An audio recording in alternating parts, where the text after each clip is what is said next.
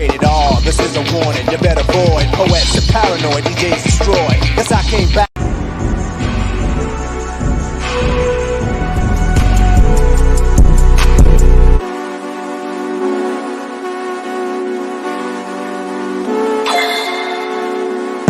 That's a G53 and I swear that bitch go bang. Every time your shit come up, she cutting it up. She bang. It's only one of me. You cannot touch my brain. You just can't. I'm with all my guys. These niggas ain't in our lane. Bang. I'm a high school dropout now. I'm breaking the bank.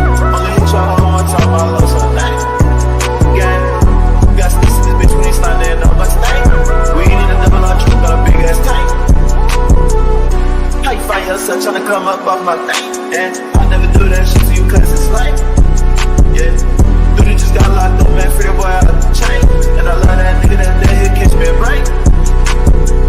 Nigga bitch cheating on him, tell my bitch better not do that shit. I'ma lose my shit. My nigga got a stick, I ain't even gotta say he gon' do that shit. He gon' shoot that bitch. Big ass FM, but it's there, go through all that shit. Got a lot of shit. I've been through, but it's like 10 times, I don't do all that shit. And it's crazy how a nigga came up cause I called it. Big lock on my side, take precautions. Filling my cup up with mud cause I'm ballin'. It's so crazy how I made it, I caught it. Remember when I couldn't get up in college?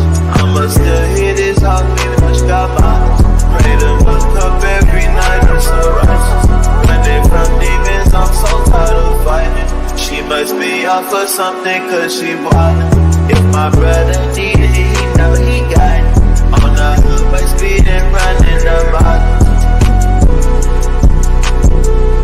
Got the G53 and I swear that bitch go bang. Every time your shit come up, she cutting it off.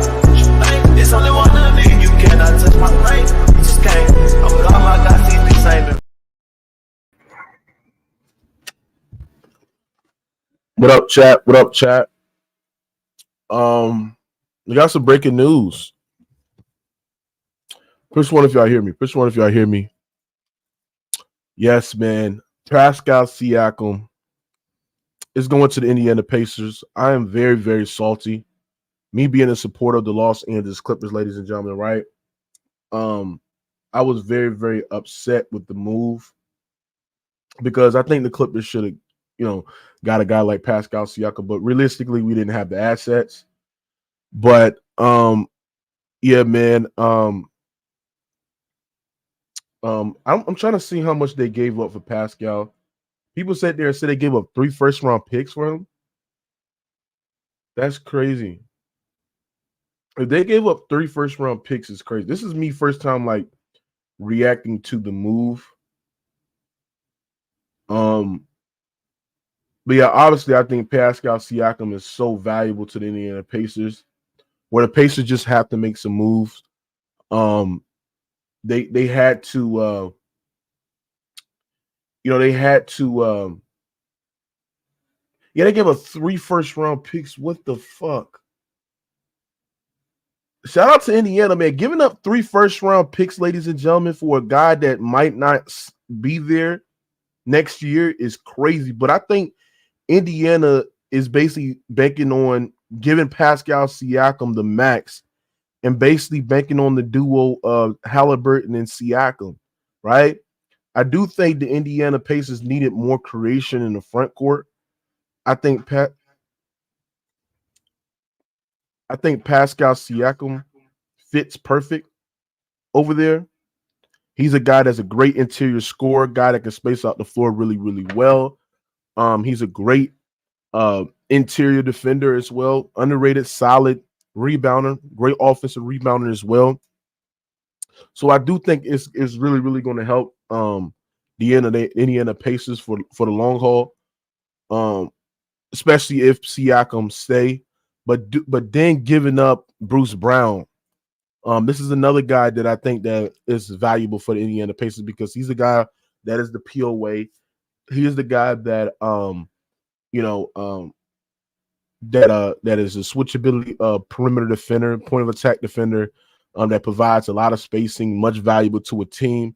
The Toronto Raptors got Bruce Brown, and shout out to the Toronto Raptors. They got 3 first-round picks for OG Anunoby and Pascal Siakam. actually 4 first-round picks as well, and also they're getting Bruce Brown, R.J. Barrett, and Emmanuel quickly in return as well. Jordan Newell, not a valuable piece, but he's getting traded over there as well. So, you know, um, that's crazy. That's crazy for the Toronto Raptors. Does this move this needle for the Indiana Pacers? No, I do think they're going to be a playoff team. Because right now I think they're at the 4th, 5th seed right now. But I do think they need more creation in the half court, especially on the perimeter wise. But I also think they need more point of attack and on ball defense. We had the 6th seed. I also think they need that for me to think that this team to me is this team that can, somewhat be the dark horse in the Eastern Conference. I do think their first round X's at best. But getting a guy like Pascal Siakam, interior defender, guy that can get rebounds, guy that can be a presence in the paint as well, I do think that is very, very valuable to a team. But shout out to the Raptors, bro. The Raptors really, really fleece. They really basically blowing it all the way up. They really basically just got tired of building around Siakam, RJ Barrett, and that was not really basically going anywhere. You know what I'm saying? So give a shout out to that. But does this move the needle for the Pacers? Absolutely not. Absolutely not. And for the other teams that wanted Pascal Siakam, this is very, very fortunate. I do think that a team like the Golden State Warriors will really, really need a guy like a Pascal Siakam, a guy that's an interior defender, a guy that can score in the post. Them basically not getting a guy like Pascal Siakam. I mean, this is a bad look for the Golden State Warriors organization, right? This is a bad look for the Golden State Warriors organization, bro. Bad look, bro. Real talk, bro. He said Bruce Brown could get traded again. For who? I think the Raptors want Bruce Brown. I think the Raptors want Bruce Brown, bro. I think the Raptors want Bruce Brown. I think the Raptors will keep a guy like Bruce Brown. And Bruce Brown is another guy that you can trade and force a team to give up a first round pick for. Like, y'all don't think about it, bro. And it's the thing, too. People sitting there saying, bro, Mookie, it's over. The Raptors got 3 first round picks. Bro, I'm going to be honest with y'all, bro. First round picks does not move the needle for me, bro. It's not like you're going to sit there and draft another star player with those first round picks. You got to end up getting lucky drafting those players with star in the first round, right? People can use first round picks to get even bigger stars, right? Just saying that they got first round picks is not really, really moving the needle for me. Like, I don't care. Like, first round picks to me is just another piece for teams can go get another star. That's what it basically was, bro. That's what it basically is. Real talk. So, facts, Scott. Facts. That's a great point. First round picks in football are so valuable.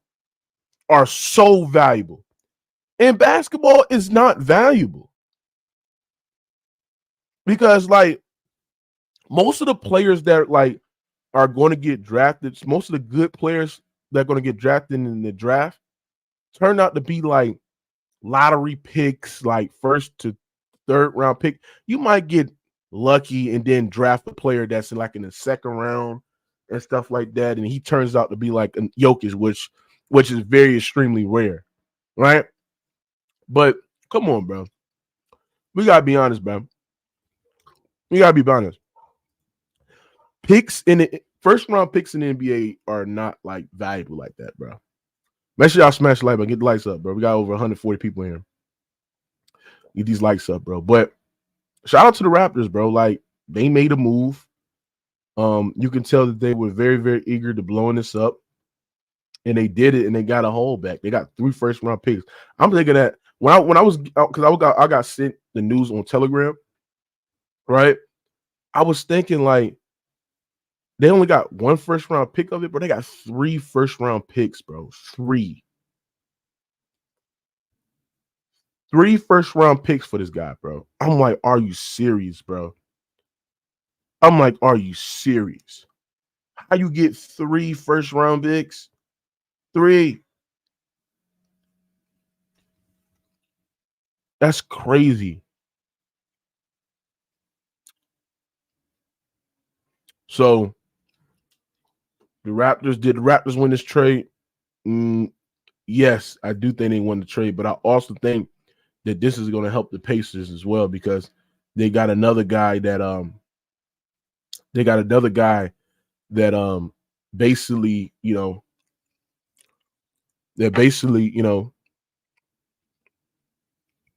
that can score, that's a good interior defender, great rebounder, you know. This is a win-win. It's basically a win-win. I basically say it's a win-win, but giving up 3 first-round picks for a guy that's not going to stay is crazy.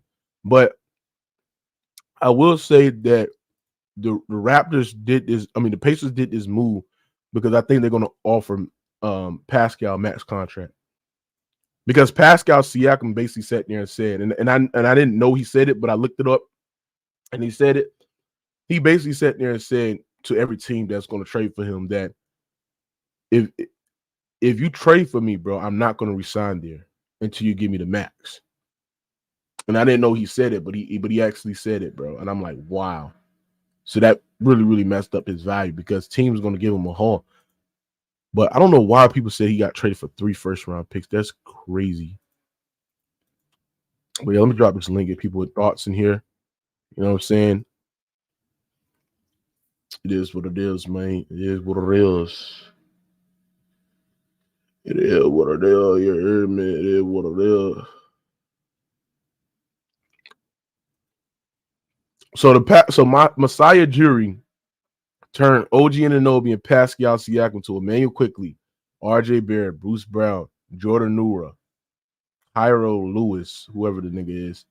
First round pick, 3 first-round picks, and a second-round pick. Yeah.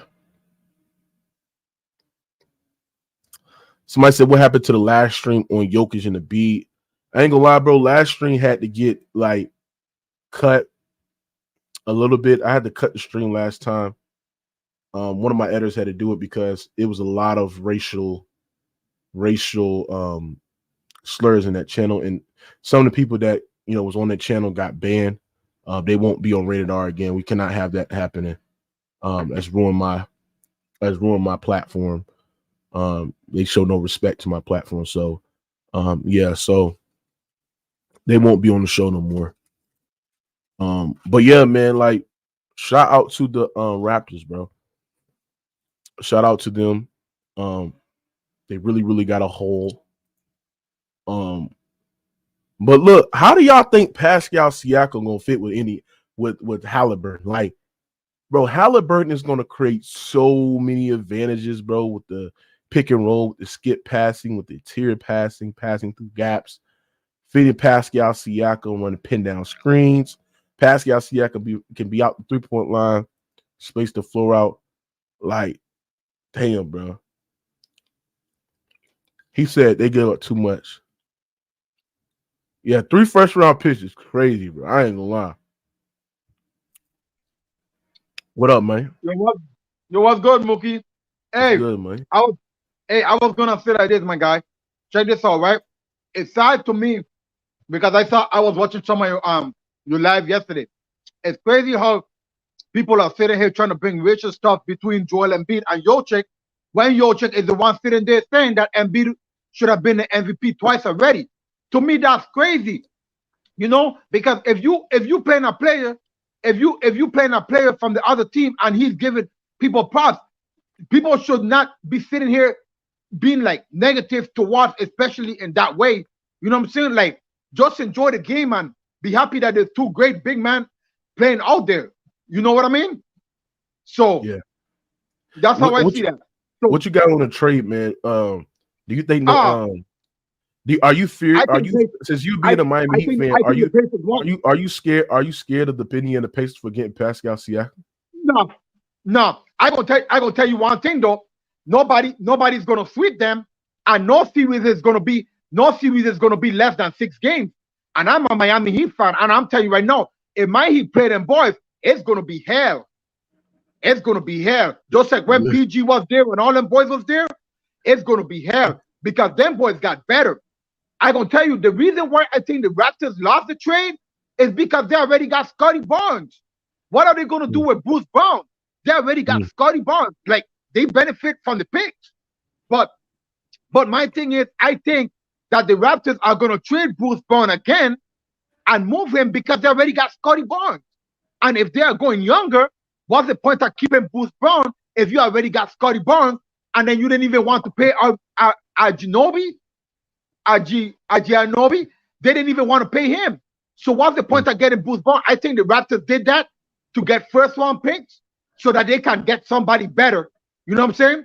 And go better. Because it was no point of getting rid of Anunoby if you're going to get Bruce Brown. To me, that didn't make sense. Because Anunoby is a way better player than Bruce Brown. But I think that Miles Turner, I think the Pacers are going to move him. And they're going to keep Siakam. Or they're probably going to use Miles Turner probably off the bench because you can't start Siakam and Miles Turner at the same time because both of them are bigs. It's going to clog up the inside for Halliburton to do what he do. You see what I'm saying? So I think that this is more. But I don't think it clogs up the paint because Miles Turner is he can play on the perimeter and Pascal can play on the inside. But yeah, that's true. But you got to remember this also, Mookie, right? When it comes, see, when you play the regular season, you play different teams every night. Now, when the playoff comes, you know what I'm saying? They got Halliburton that like to go in the lane and do stuff. When they play a team like the Bucks, yeah, they're gonna be able to beat the Bucks because now you got Miles Turner who can guard Brook Lopez, and both of them can shoot threes, and then you got Pascal Siakam that can guard Giannis if need be.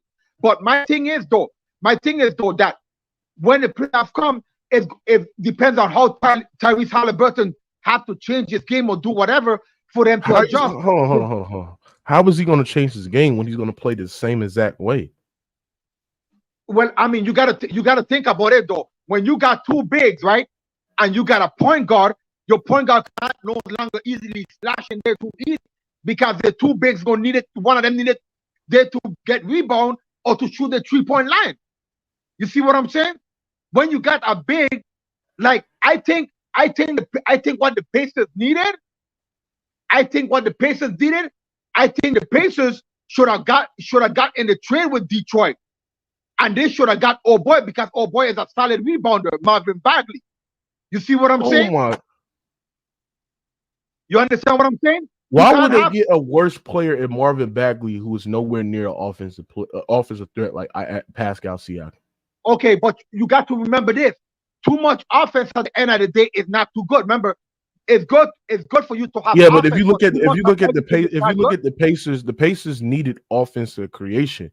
They need secondary creator, bro. Out on the perimeter, in the front court, they needed more creators because like what you see against the Lakers, against the Pacers, they lack that. You can see Halliburton creating so much advantages and guys are not like capitalizing on it. So I do think that Pascal Siakam is going to be a guy that's going to be capitalizing on secondary creation and like getting to the rim, posting up, pin down screens. He's going to do that on a consistent basis, bro. Like, come on, bro. P5, what you got on this, bro? I mean, hey, give me a second. I'm at work. Hold on. Okay. What you said?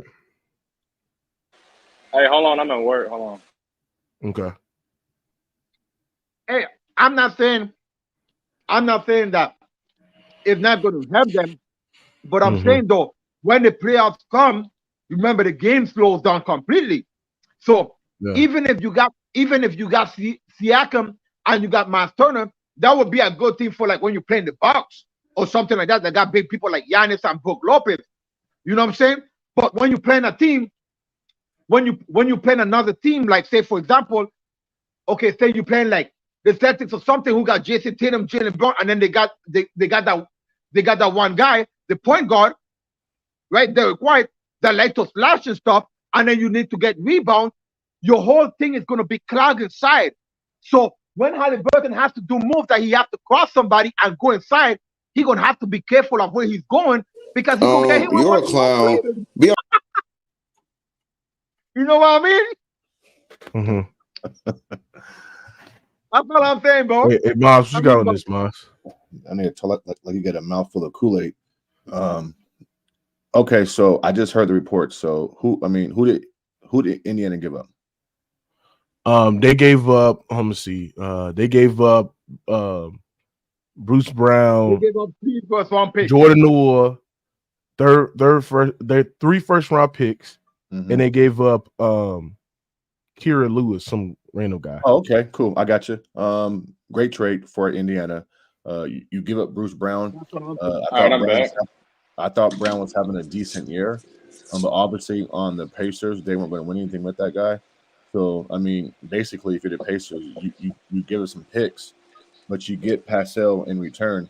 I like it. I mean, he does add to their team. I'm not a big Pascal Siakam fan. I think he's good, not great, but he definitely makes them better. And he's just another guy that Tyrese Haliburton can get the ball to in spots where he can score easy. And then defensively, I think he's overrated, but he's okay on defense.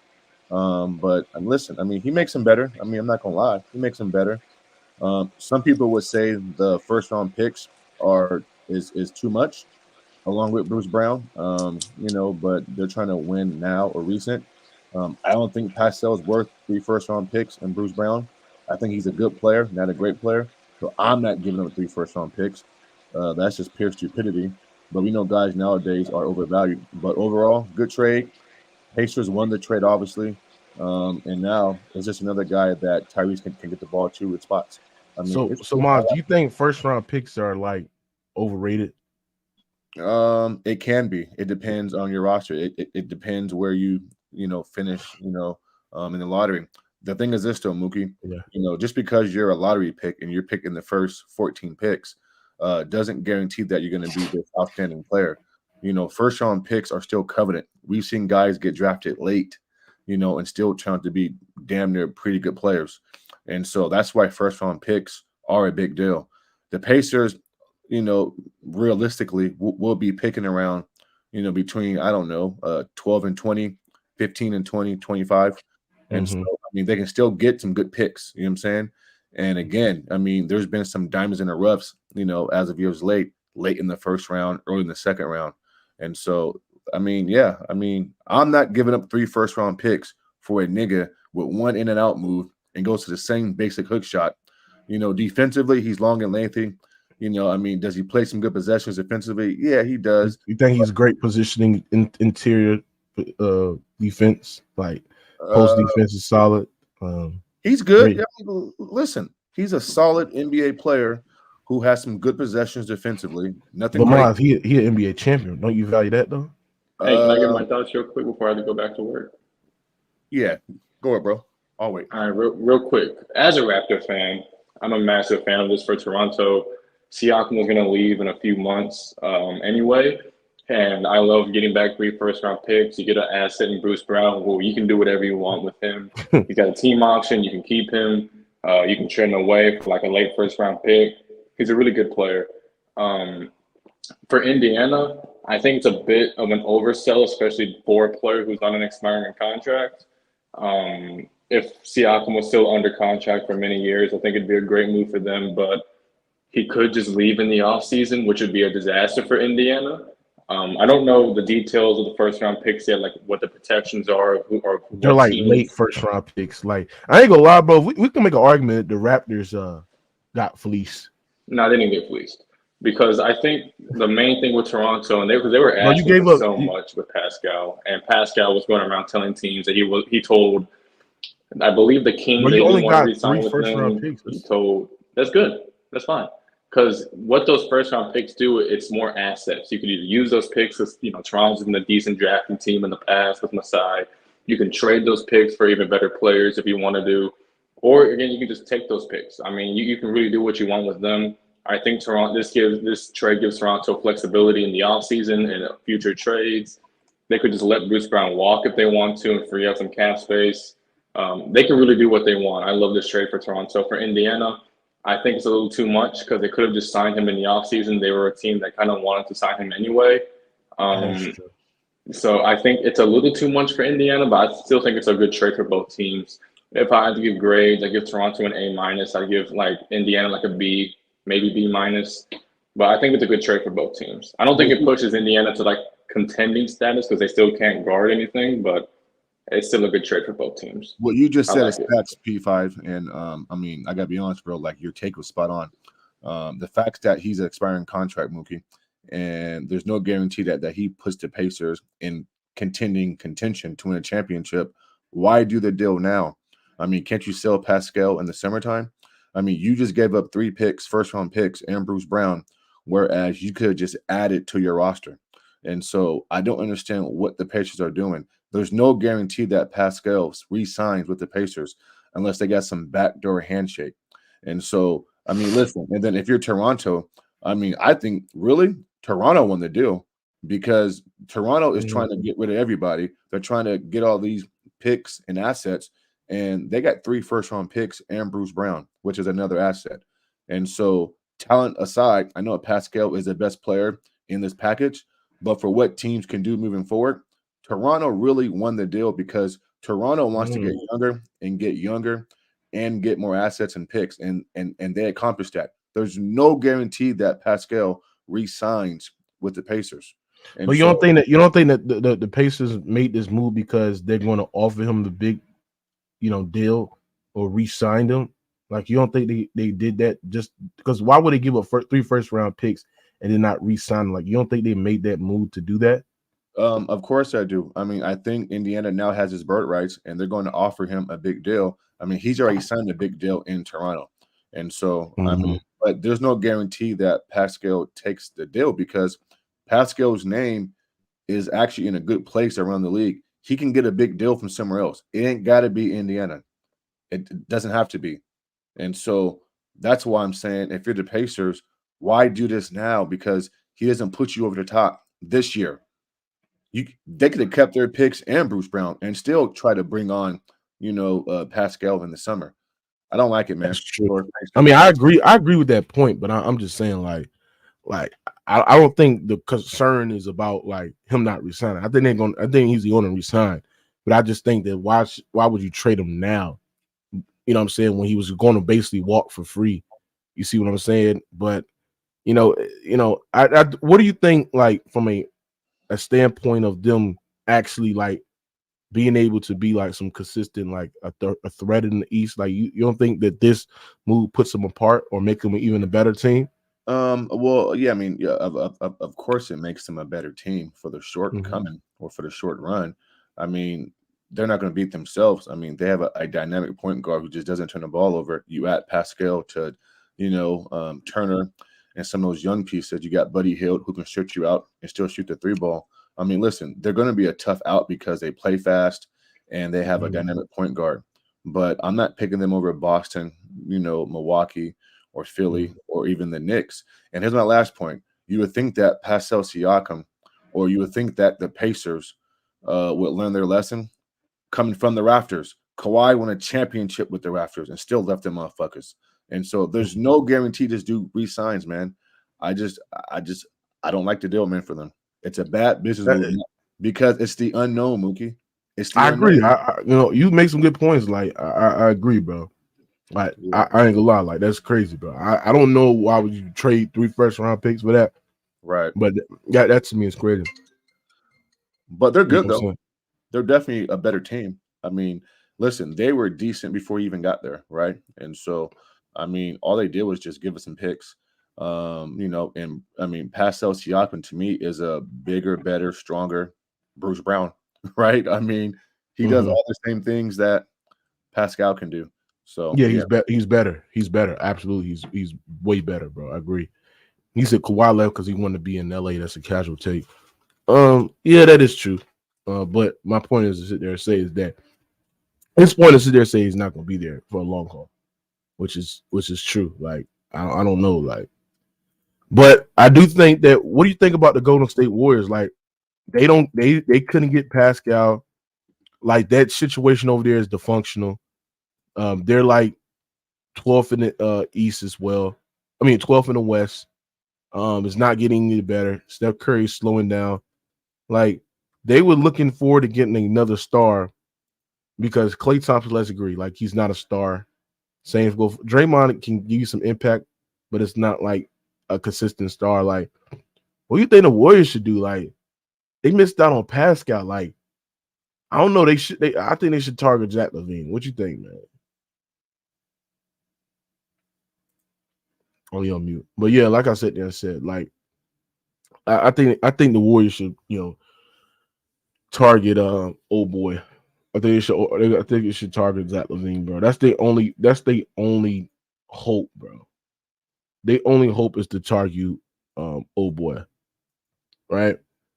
He said because Pascal could have got traded to another team and they wanted to stay there. That's why they did it.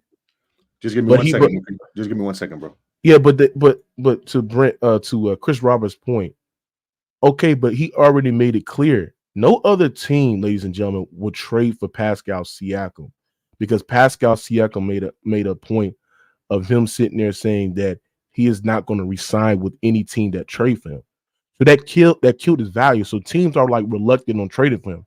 Bro, Pascal Siakam would have been a Sacramento Kings last year. He would have been a Sacramento Kings last week if he didn't go to the Sacramento Kings front office and sit there and said, bro, if y'all trade for me, bro, I'm not resigning there. Right?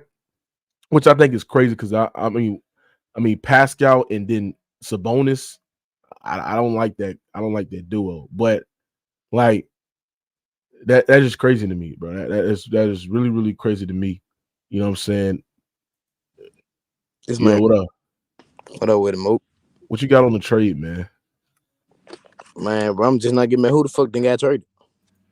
Pascal Siakam got traded to the Raptors.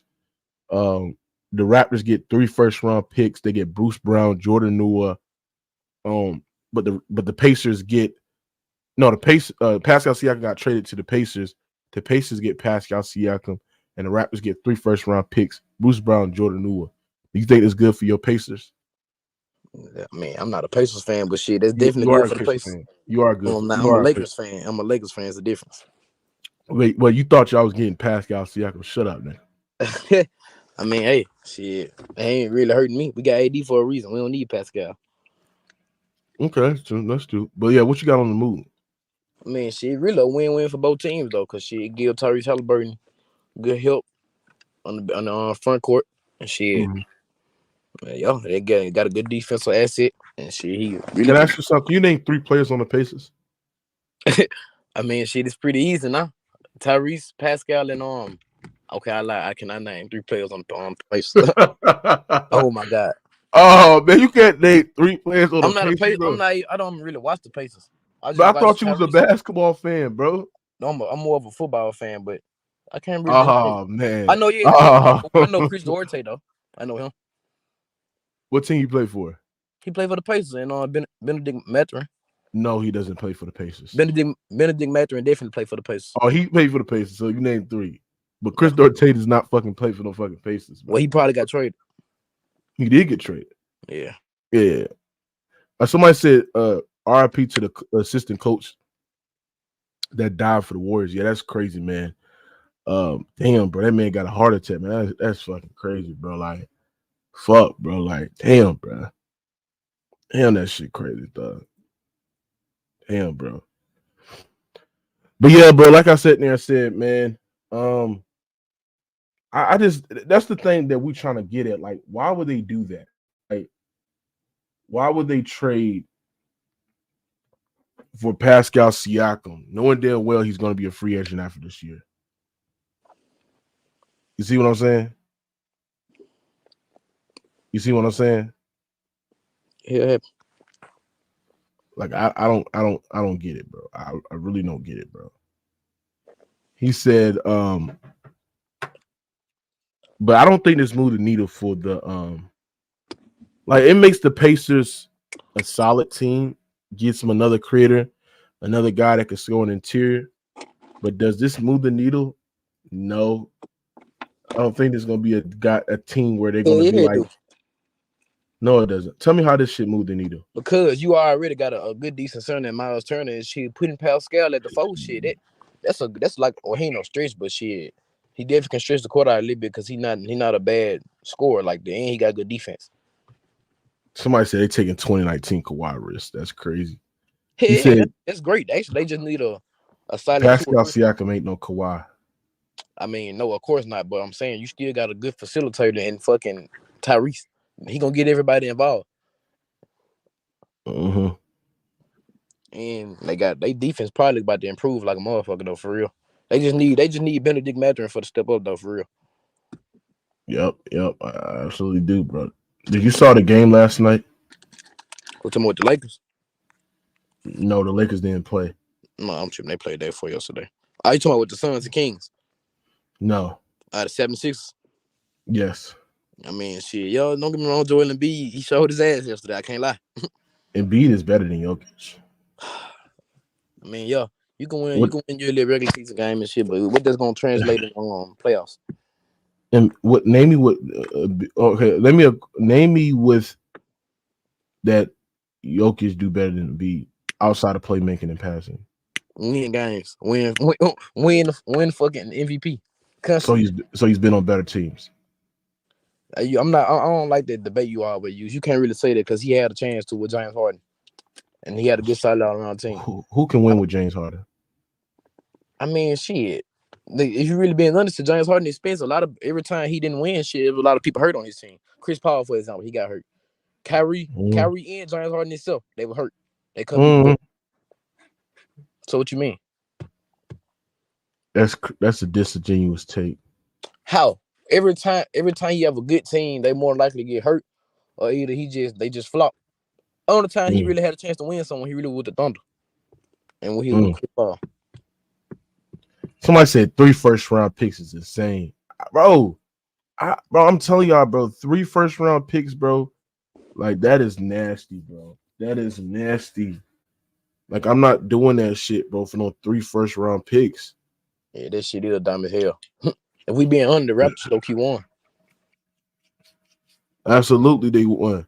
Because Bruce Brown still is a kind of a young talent. And shit, and they can use those 3 first-round picks to get other valuable assets as well. Exactly.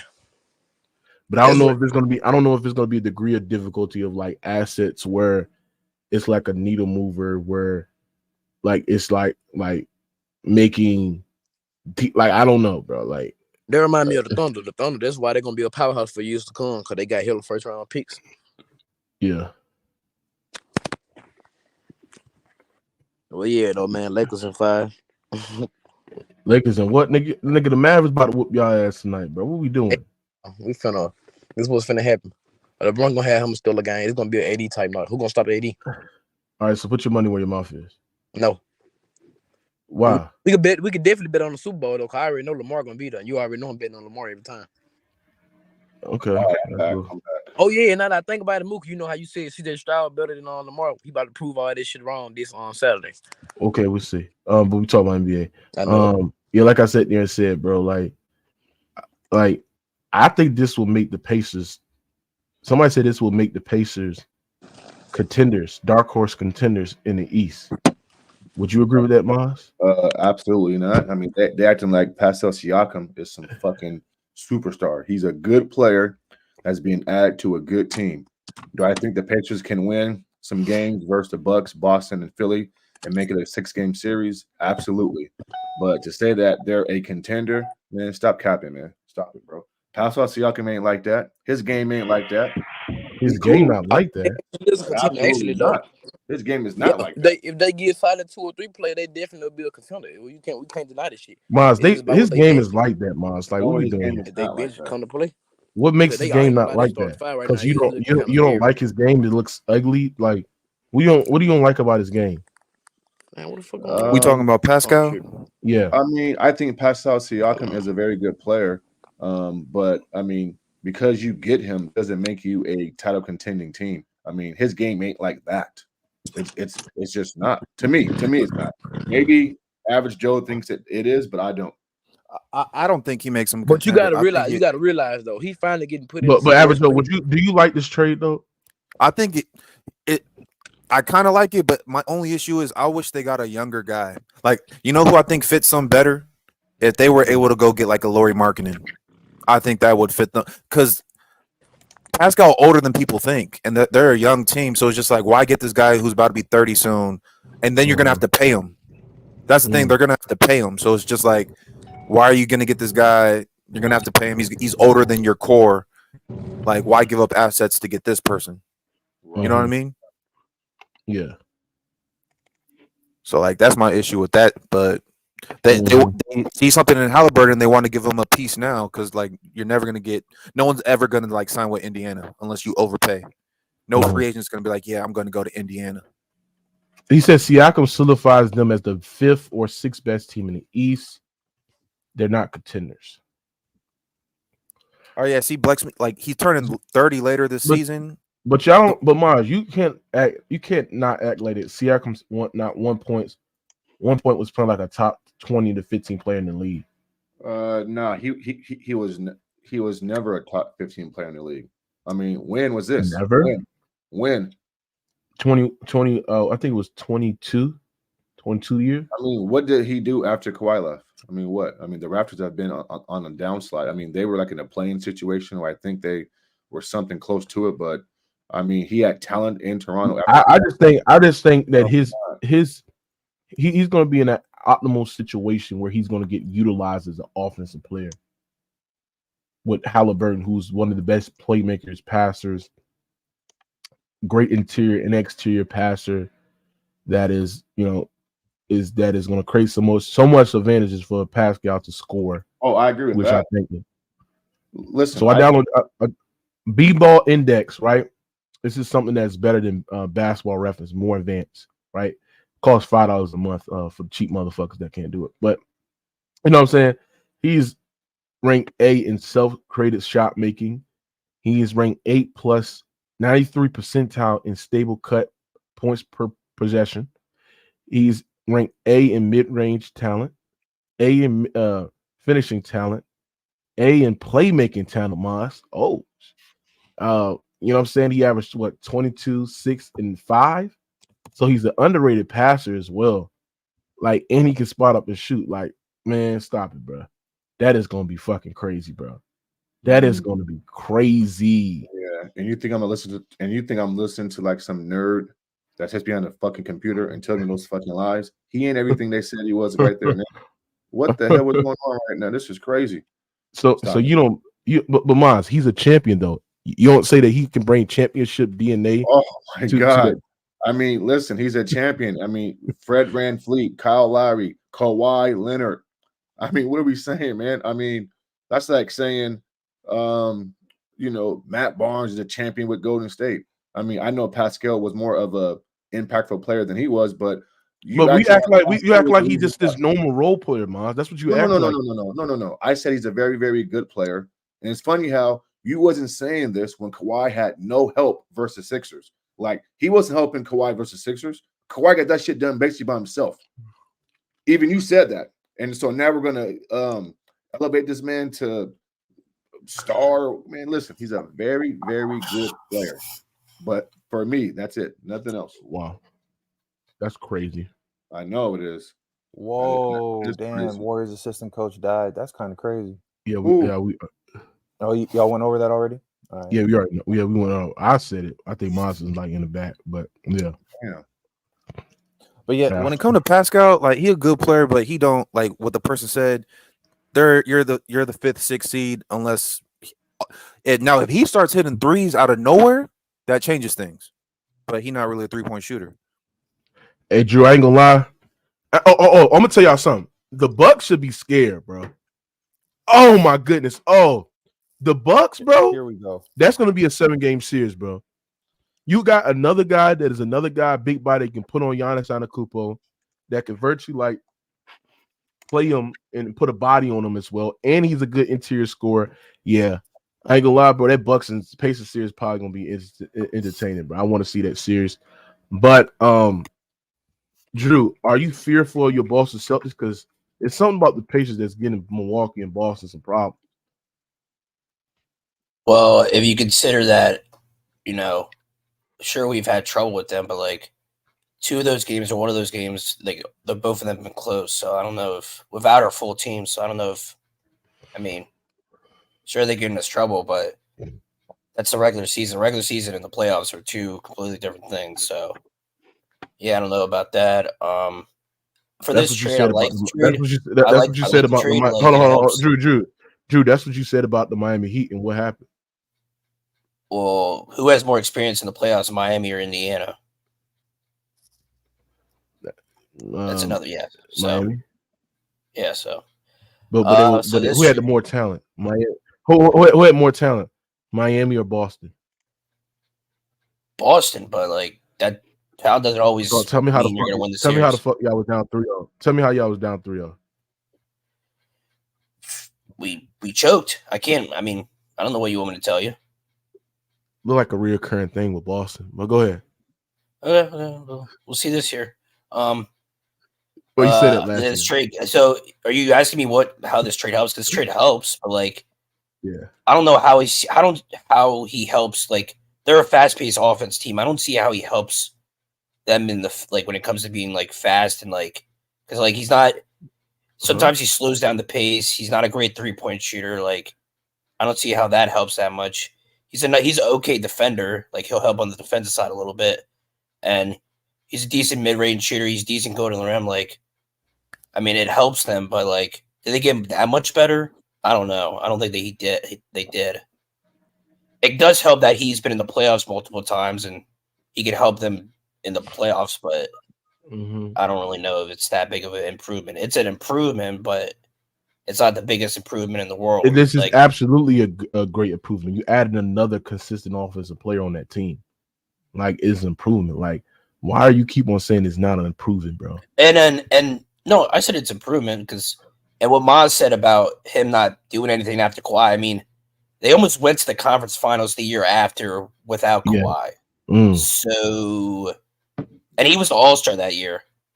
So I like Siakam. I think he's good, but like, is he that good for that team? Because that team plays like a completely different offense than some other good teams in the NBA. And I don't know if he fits into that offense that well. I got a question for y'all real quick. If you look at the Raptors after Kawhi left, that very next year, what they won?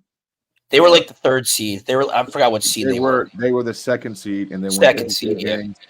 What's good? What's good with y'all, bro? I'm back. And then after that, they won. You work at the Good Burger? No, McDonald's. You want to see the head? Hey, I do have a question for y'all though. You work at McDonald's? Mm-hmm. Hey, if this man Siakam a free agent this upcoming off season, are you giving him a max? You giving him $300 million? Absolutely not, bro. What the hell? If you're Indiana, I think you have to at this point, though. You almost have to. Well, let me ask you something. P5, Ma's saying that Pascal Siakam on the Pacers ain't a needle mover. Like, that shit ain't. That's not what I said. That's not what I said. I think I heard Mas. He said he makes them a better team, but it doesn't push them into contending status, and I agree. I agree with that. I mean, because I think the main problem with that team is it was another perimeter creator, but they still can't guard. Siakam helps a little bit, but they still cannot guard a soul. So they need to make some. So they need another point of attack defender. They can, but it's not just or on ball defender, right? They need another on ball defender. Yeah, go get Caruso, and I think they'll be fine. But damn, that's why I thought I thought rim protector was more valuable, and yet every team needs a great on ball defender. Like, we need one on ball point of attack defender away. Like, I'm starting to think that it goes hand in hand together now. I'm starting to think it goes hand in hand. But because what people sitting there saying, Mas, that the Bucks need another on ball point of attack defender, right?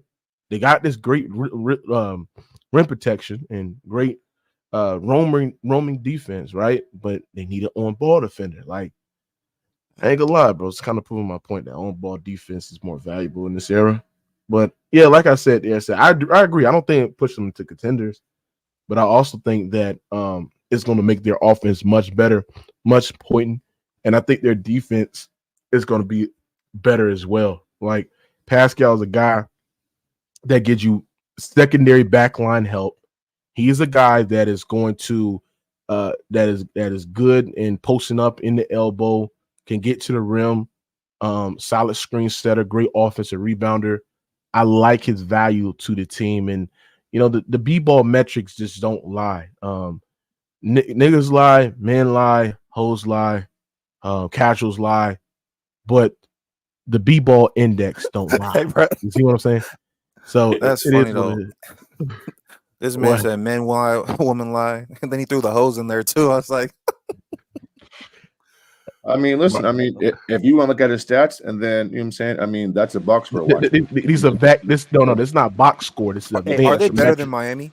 These advanced metrics. They were better than Miami. I don't know. Maybe the Raptors right now are 15-25. He wasn't doing nothing. Wasn't impacting winning. I mean, like this is crazy. I mean, Maz, are they better than Miami right now? What do you think? I don't know. Is who better than Miami right now? Like if they play in the playoffs, Indiana, Miami, who's winning? I'll take Miami to win. I just trust their. No, I'm gonna take Miami. I'll take Miami too. Everybody healthy. Indiana or Cleveland? I would take Cleveland. It's ring season, bro. I ain't gonna lie, it's ring season, man. Our team made me so happy last night, man. Cleveland. Average Joe. Hold on. So you think the Suns win the championship game? Yeah, man. I got the Suns. I got the Suns coming out the West. I got them beating whoever's in the East, bro. Man, this dude. Oh yeah, I'm saving this streak. Crazy, bro. He does this shit on purpose, bro. He does this shit on purpose, bro. I swear he does this shit, bro. Stats don't lie. Wait, you think Cleveland's going to beat Indiana in a series? I don't know about that. Yeah, I don't know. Yeah. They defend better. I'd rather have Halliburton and more than Donovan Mitchell, and I'd rather come on now. I'm going with Indiana. And I'd rather have Cleveland's defense and their size over the Pacers' size and defense. And I was that defensive size last year in the playoffs. I hope y'all They get on a big team. It gets on a big team. Come on, man. But the Pacers, Drew, make the Knicks. I mean, you're comparing apples and oranges right now. What are you saying? Like Cleveland's defense is not that good. Come on now. What? They're okay. They got Garland. They got Garland and Jalen Brunson. Not Garland. They got Garland and Donovan Mitchell. Those aren't great defenders. Come on. And where do the Pacers rank defensively? That backcourt is not that good defensively. Do the Pacers? Okay, Drew. Do the Pacers rank higher than the Cavs defensively? But they have such a better offense. I would go with Indiana. Come on, bro. Drew, come on, man. No, the defense is not everything. You need a good offense and you need a decent defense. I feel like their offense is way better. The Cavaliers have the best player in that series in Donovan Mitchell. People thought Donovan Mitchell was better than Jalen Brunson last year, and they got what's your point? I don't care who's the better player. The better player don't mean you always win the series. They also got the point guard over there in Cleveland, who can give you 25 and 10 on any given night. Not to mention Evan Mobley, Jaren Allen. They got defense. How useful is Garland if Donovan Mitchell continuously has the ball? How useful is Garland without the ball? 19 he's still putting up 19 and 6 right now with Donovan Mitchell with the ball in his hands. What are you saying, bro? Drew? What are you saying? I still got Indiana.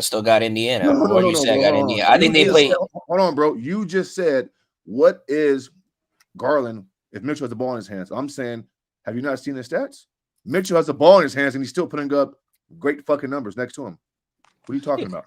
Garland wasn't the problem last year in the playoffs. It was Donovan Mitchell and the others. Garland wasn't the problem. To what you said about Garland. And again, the Cavs got size, defense, they can rebound. And again, they have the best player in the series. We use that metric for any other series. When Mookie compares Boston to Milwaukee, he thinks Tatum is the best player in the series, along with you know. But you're about first of all, you're about playoff translation. Am I right? Out of all those people in the playoffs, crazy. Who out of all the players in the playoffs except Donovan Mitchell on the Cleveland translates to playoffs? Because Pacers just got Siakam, and I feel like Halliburton in the playoffs would translate. Drew. Last time I checked, bro, name me a player on the Pacers, if it's Halliburton or fucking Buddy Hield, who's been more impactful in the postseason other than Donovan Mitchell on the Cavaliers? I mean, Donovan Mitchell now is the best player, but he has the most postseason experience in the postseason. Like, why would you pick a team? Siakam has more significant postseason experience, though. He's been in the finals. He's been in the conference finals. So, damn, man. As a role player, hold on. As a role player, he was the third best player. He was the third best player. He was like the third best player. No. He was the second best player. Let's be honest. Right. And he was exactly. Donovan, hold on, bro. I'm gonna say he was wrong. Donovan Mitchell beat 3 Hall of Famers in the first round: Carmelo, Westbrook, and Paul George. I mean, what are we saying, Mookie? I mean, all of a sudden we're just going to discount. Where would you have this year? Where were you? What are you because saying? Of like one bad series. You think Cleveland's going to beat him in like 6 or 5 games? I don't know about that. But who are we I would talking take about? Indiana versus I didn't Cleveland? mention how many games It would be that Cleveland they versus Cleveland. We're just saying Cleveland versus Indiana. This is a I didn't hypothetical. mention how many games that they would win in. I'm just saying I would pick the Cavaliers to beat the fucking Pacers. Oh yeah, Cleveland for sure would beat the That's Pacers. all I'm saying. Drew Cleveland size and defense will overmatch the Indiana Pacers, bro. Indiana don't have no defense, Drew. They don't have no D, bro. Pause. All right. I mean, you trust Miles Turner against Evan Mobley and Jaron Allen, Drew? I feel like Mobley would be like the X factor. Because like Miles, I mean, they have Miles Turner. They have Miles Turner, but like, what would Mobley do? I don't. That's like I have to give you that. Mobley might be an X factor, but what would Miles Turner do? I mean, you got like Miles Turner. But Miles, do you trust Donovan Mitchell's defense and his ability to get exploited? Like, simple scheme? No, I don't. And guess what? I don't trust Hyburn's defense. I don't trust Buddy Hield's defense. So I mean, listen, the list goes on and on. It comes down to defending and rebounding. And what? Yeah, but like I ain't gonna lie. Like if we being honest, bro, both the Pacers and Cavaliers have the same problem. Like they don't have no good POA defenders and they don't have no good perimeter defenders as well, bro. But you missed one point, Mookie. The Cavaliers have one thing the Pacers don't have. Even when they get off the dribble, they got backline protection. They got a better front court. The Cavs got the better front court. Right. And so they can listen, even though those guys get off the dribble often, the big guys clamp their mistakes because they got guys who can block shots and hold your shots. The Pacers got Miles Turner out there shooting corner three. I don't trust that nigga, man. I mean, what are we talking about, man? Drew, I don't trust that nigga, Miles Turner. Drew, stop it, man. And you think like it's not like they're not a good defensive team, but like what offensively, like their front court, like Mobley and Jaron Allen, they're not a threat offensively, and they would have people like Obi Top, and they would have players like Miles Turner. Evan Mobley, they wouldn't waste their time and energy on the defensive you don't think end. Evan Mobley is a factor on offense? Evan Mobley? No, he wasn't last year in the playoffs. Oh, this is the thing that you not know. Y'all hear me? Y'all hear me? Yeah, we hear you. This is the thing that Ma's not bringing up. Evan Mobley and Jared Allen are like negative offensive players, bro. Evan Mobley cannot create his jump shot. He cannot attack aggressive closeouts. He doesn't give you no juice offensively consistently. The same goes for Jared Allen. Who will. He's a good lob threat. The thing is, as great they are defensively, they are negative offensively as well. So how is Miles Turner offensively? Can he get his own shit off? Miles Turner? But I'd take him to bang it out with Jared Allen though. Like you think Jared Allen's gonna shut him down in the perimeter? Like that's not what Jared Allen's known for. He's more known for like. You trust Miles Turner? Hold on. So y'all trust Miles? No, I think Miles Turner is not that good, but like. I feel like his offensive like game would like give Jared Allen a problem because he's more of a perimeter like guy. He's more of a guy who scores on the perimeter. Yeah, doesn't really score on the. Wait, hold on, Drew. Do you know that Indiana is one of the fastest pace of team this season? And you know, postseason the pace slow down, so they're gonna have to execute in the half court, and they're gonna have to guard on defense too. So I don't trust Indiana in a 7-game playoff series because the shit they doing now they could get away with it because it's regular season. You tell me Siakam doesn't help with their half court offense though. He does, but he can't shoot though. He can help, but he can't shoot though. He still can't shoot. He's not a consistent shooter. So that's we'll see. I can't argue that, but like y'all act like he can make from time to time he can make some big shots. Like Drew, we're not come on now. Drew is acting like me saying the Cavaliers win the series is like far fetched. I mean, I'm only picking them to beat the Indiana. No, I'm not saying it's far fetched. I think Indiana would have the slight edge. But I just said they can beat the Pacers, man. This is crazy, Ken. Then you gotta look at bench too, though. Oh, Indiana doesn't have a bad bench. So they don't, but the Cavs got Karis LeVert come off their bench. I mean, the Cavs ain't as bad, but I mean, I'm not gonna lie. I do like the Pacers' young bench better, kind of. Does Strus start for the Cavs? Someone know that? I believe he does. Okay. And he's been. Yeah, they only have LeVert and someone else off the bench. And he's been in the finals. You know what I'm saying? I think 1 or 2 times. So I mean, there goes another player who has deep postseason experience. Yeah, Miles, I ain't gonna lie, bro. You should be worried about the Pacers and is them, Miles. You know they. Pacers could be a problem. They could be like a top. They have the potential to be a top 4 seed, but like I don't see that happening. Oh yeah, Miles, I gotta get your reaction to Embiid snatching Jokic's chain again. I mean, what you got on that performance? I was listening last night. I thought both guys played good. Obviously, Embiid had the better offensive game. You know, I thought defensive game too as well. He had a better game. Like yeah. Listen, yeah, of course, Embiid had the better game. I think there was one point where the game was tied. Embiid was on the bench. Embiid comes back into the game, and it was just downhill from there. I mean, Embiid basically owned the last 6 minutes of the fourth quarter. He was dominant.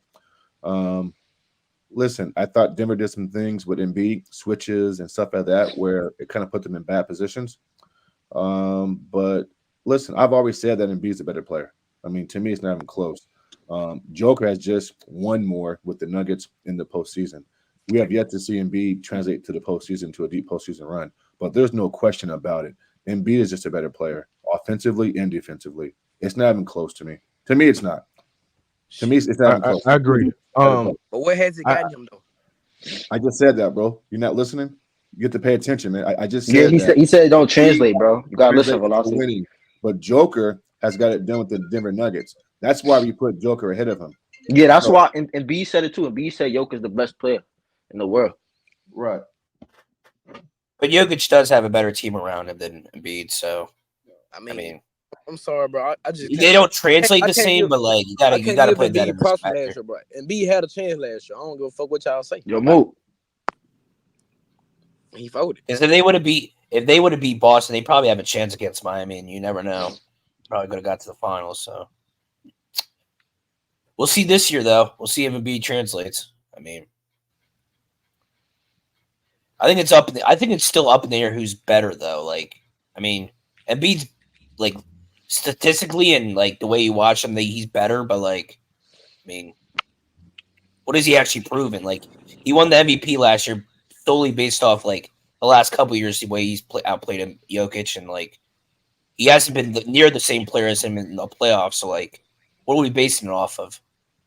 Just regular season matchups when they play twice a year? Like, what are we talking about? I mean, I don't base players off that. Yeah, I mean that's a good point. And because they don't play as often, it's hard to gauge them just off 2 games.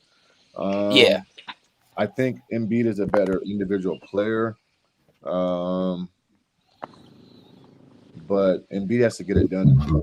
Yeah, Embiid is the better player, and I think that everybody will have different opinions. And I think if Embiid has an all-time great playoff run this year, I think everybody would be saying Embiid is better than Jokic.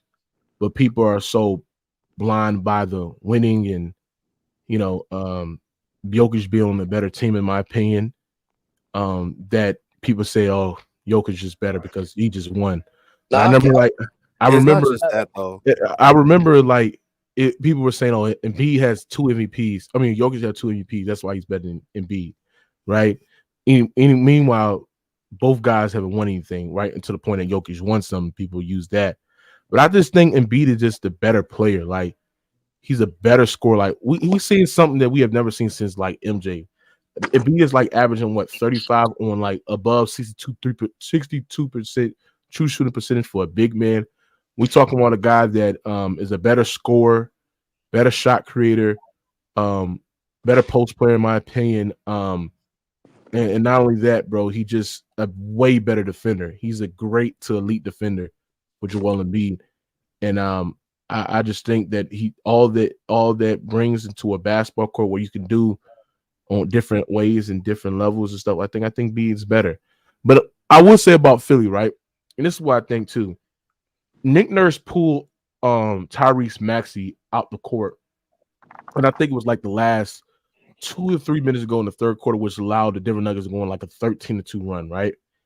And I was just thinking he had guys like Patrick Beverly, Marcus Morris, some other random guy, and then I think he had freaking Paul. I don't know. He had some guy up there, right? I can't remember the lineup, right? He had Paul Reed in that. Yeah, he had Paul Reed. Philadelphia need a secondary creator, bro. They need a third consistent scorer. I would like for them to go get Zach LaVine. I think Zach LaVine will fit well with that team because Maxey had a good game scoring, but Maxey just not Maxey, but Harris had a good game scoring last night, but he just inconsistent, bro. I feel like Zach LaVine is overrated. I'm sorry. I don't like that. He's too fucking inconsistent. No, But I think he's very inconsistent, bro. They didn't have Shake Milton last night because he's had a decent year, but I don't trust Shake Milton. But they need another. They need another secondary creator on the They need another secondary creator on the perimeter, bro. And plus, they need that, bro. Wait, you think Philly need another person on the? I think they need. I think they need another. I think they absolutely need a secondary. They need a secondary ball handler creator because Patrick Beverly does not move the needle. No, all right, but you know who they missed? They did miss D'Anthony Melton, and he has been playing really, really well this year. He's not a star, but he. D'Anthony. Yeah. Oh, D'Anthony. I'm tripping. My bad. Yeah, D'Anthony are really good. He's playing good basketball. Bro. They sat there. Hey, bro. They sat there and said Bruce Brown is a prime candidate to reroute it to a different team. Oh my goodness, I would. He gonna get bought out. Man. He probably would, bro. I would trade. He's gonna get bought out. Yeah, he's gonna get bought out. He's not gonna do Terrence Mann dirty after he been. He could come to Phoenix, bro. Bruce Brown could come to Phoenix, bro. Bruce Brown is a better defender, better shooter. I know he's better, but damn, he's better, nigga. Absolutely, I'm getting rid of he could come. Yo, if he come to Phoenix, oh man, it's over, bro. If he come to Phoenix, it's over. Bro, Bruce Brown don't want to play with KD again, bro. KD telling him to sit in the corner, don't do shit. Yes, he does. He's gonna go to some contender though, or at least playoffs. He gonna come to Phoenix, Drew. How much? He gonna come to Phoenix? Hey, the Lakers will take him. Him on Phoenix would be nice. Nah. He's not going to the Lakers. Why would he go play with LeBron, nigga? Not playing with old ass LeBron, nigga. That nigga LeBron old as hell, nigga. That nigga LeBron need to retire. I mean, shit. And what KD? That nigga body is old, nigga. Nigga, KD is better than LeBron, nigga. Oh my god, what the fuck is I'm listening to right now? Is there a chance he goes back to Denver? Like, I mean, what does LeBron do better than KD? Yeah, tell me that, Velocity. What does LeBron do better than KD right now? He's not the better defender. He's not the better scorer. He's not the better playmaker. He's not the better shooter. Come on, bro. Gotta just be honest, Velocity. Velocity getting flashbacks when you cooking, Ken. Oh yeah, I know he getting flashbacks.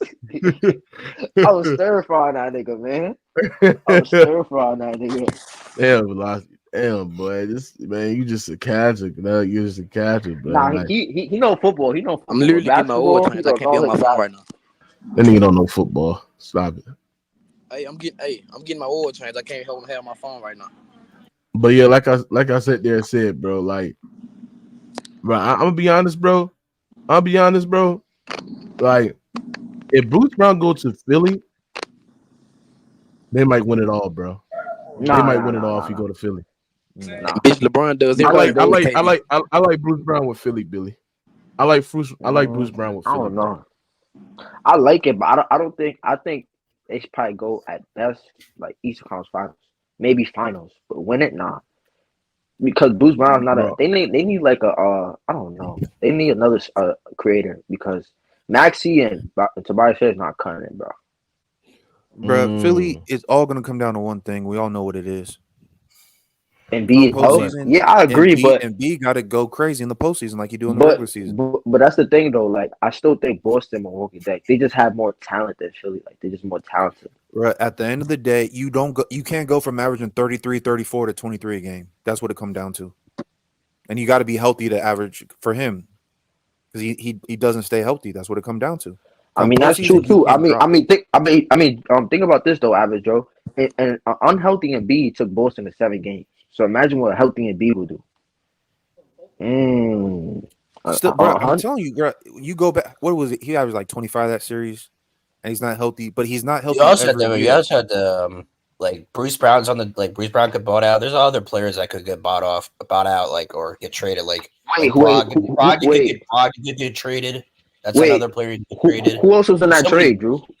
Who else was in that trade? Some guy named Jordan Nora. He's been on team to team.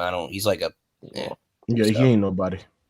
Like look, Bruce Brown. Yeah. It's basically Siakam for Bruce Brown. Like, that's crazy. I can't believe Nick said he would trade Terrence Mann for Bruce Brown. Terrence Mann is better than Bruce Brown, bro.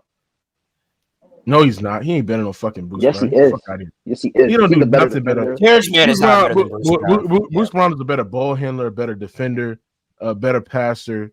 Like, come on, bro. He's a better shooter. I would take Terrence Mann right now. Nigga, we would take Bruce Brown on ASAP, nigga. Bruce Brown way better than Terrence Mann. It's not even an argument. That's what I'm saying, Ken. You guys can probably get like Brogdon or something. Terrence Mann is taller, like, come on, bro. man. Stop this nonsense, bro. Y'all just chatting right now. Y'all niggas being chatty patties, bro. Stop it, bro.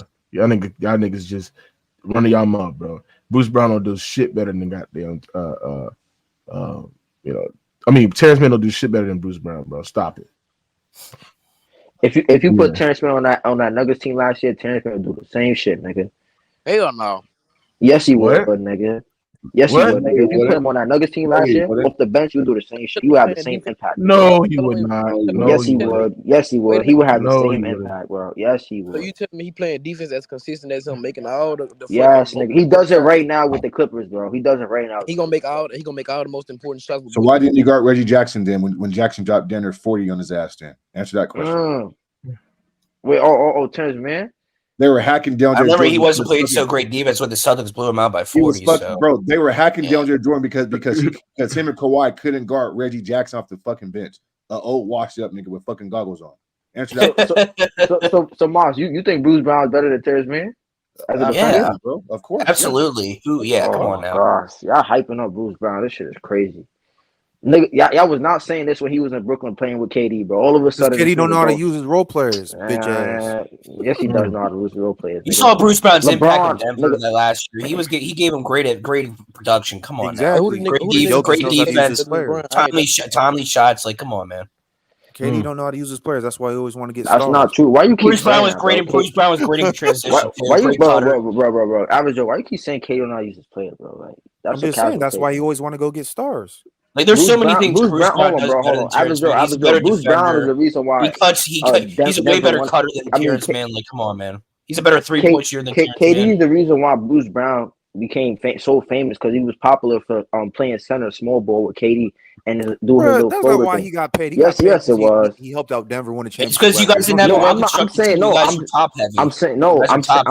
Listen, I'm saying before Denver recognized him for playing in Brooklyn with KD. So you're saying that KD not used Brooklyn? That's not true.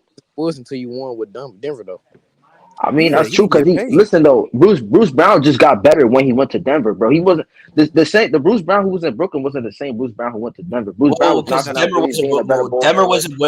Denver was a well more balanced team than Brooklyn. I mean, I agree with that. He was able to shine better. Like he just got better. He was given opportunity. He was given opportunities. Yeah. He didn't get. He also had a better. He had a better coach. He did get the opportunity in Brooklyn, bro. Wasn't he started in the playoffs in 2021? He did get the opportunity. He wasn't ready though. They let him run point. He was the backup point guard for Denver. That's what I'm saying. They were top heavy. He had to play. There were certain games he was the backup point guard for Denver. They were giving him that responsibility. He didn't get that over in Brooklyn. He was a starter in Brooklyn. Bruce Brown was Denver's best bench player last year. That's not. Come on now. Facts. Hey, look, I'm about to do the rankings of the top 10 players in each position. But I gotta ask y'all something. Do y'all think that the Suns are contenders after beat the Kings? Because Ken said it's ring season for the Suns. No. They was down by 20. They had to have a they were down. They were down they were down damn near. Hey, Ken, they were down 30 points. How many points they were down, Moss? They were down 18, 20. They were down 18 points in the fourth quarter. Bro, they needed Grayson. Let me ask you something. Why did you praise that last night, bro? Oh no, listen, man. I don't care if the Detroit Pistons did that, bro. I mean, we got to give credit to that comeback because that just doesn't happen often. But that doesn't change the fact that the Suns are frauds. I mean, I'm not sure. Wait, what? The Suns are frauds, bro. The Suns can't beat Denver or the Clippers in the series. You got to give them time, Moss. You got to give them time, bro. No, I've seen enough, bro. I've seen enough. Moss, it hasn't even been 10 games with the big three yet, bro. You got to give them time. I don't care. I've seen enough, bro. They don't play defense. They played it last night. KD and Booker don't handle traps and blitzes well. Well, KD was playing some defense last night. That's what I'm saying. He was they're not better. They could be like the 4th seed. They're better than Denver. They're better than Denver. All right, they're not better than the Clippers. Not better than the Nuggets. They're not better than the Timberwolves. There's the 3 teams right there. The only team I fear in the 7-game series for Phoenix is the Clippers. That's it, bro. I don't fear no other team, bro. The Nuggets? I don't fear the Nuggets, bro. Because the reason why we lost to the Nuggets, because we didn't have another scorer last year, man. What? Bro, if we had another score, because Booker and KD was going crazy versus the Nuggets, but But how y'all gonna stop the 2-man game? Who y'all got on the block to stop Jokic, bro? Who y'all got on the block that can stop Jokic? Who y'all got on the perimeter to stop Jamal Murray? We got Nurkic to bang with Jokic. Who gonna stop and Jamal? Then we got Josh Okogie to guard Murray. That nigga not stopping no fucking Jamal Murray. Kawhi come and stop him. Bro, we don't need to stop them. We just need to slow them down, not let them play better than the average. If it was hard for Kawhi, let him just stop Jamal Murray. What the hell? I mean, slow him down. What the hell make you think Josh Okogie gonna do it? That's one game, bro. Come on. I don't want to hear that. They want Josh Okogie could slow down Jamal Murray, but I don't know about that. Josh Okogie's not that good of a defender. It's not impossible to slow down. Like it's not impossible. But come on, now let's just be real though. I mean, I seen Patrick Beverly slow that nigga down this last night, a couple days ago. I mean, it's last night. Patrick Beverly slowed down. That ain't shit new. I mean, he did slow down Devin Booker. He did make Devin Booker his bitch, but I'm just saying, like, who? Patrick Beverly. Bro, Phoenix is not better than Minnesota, bro.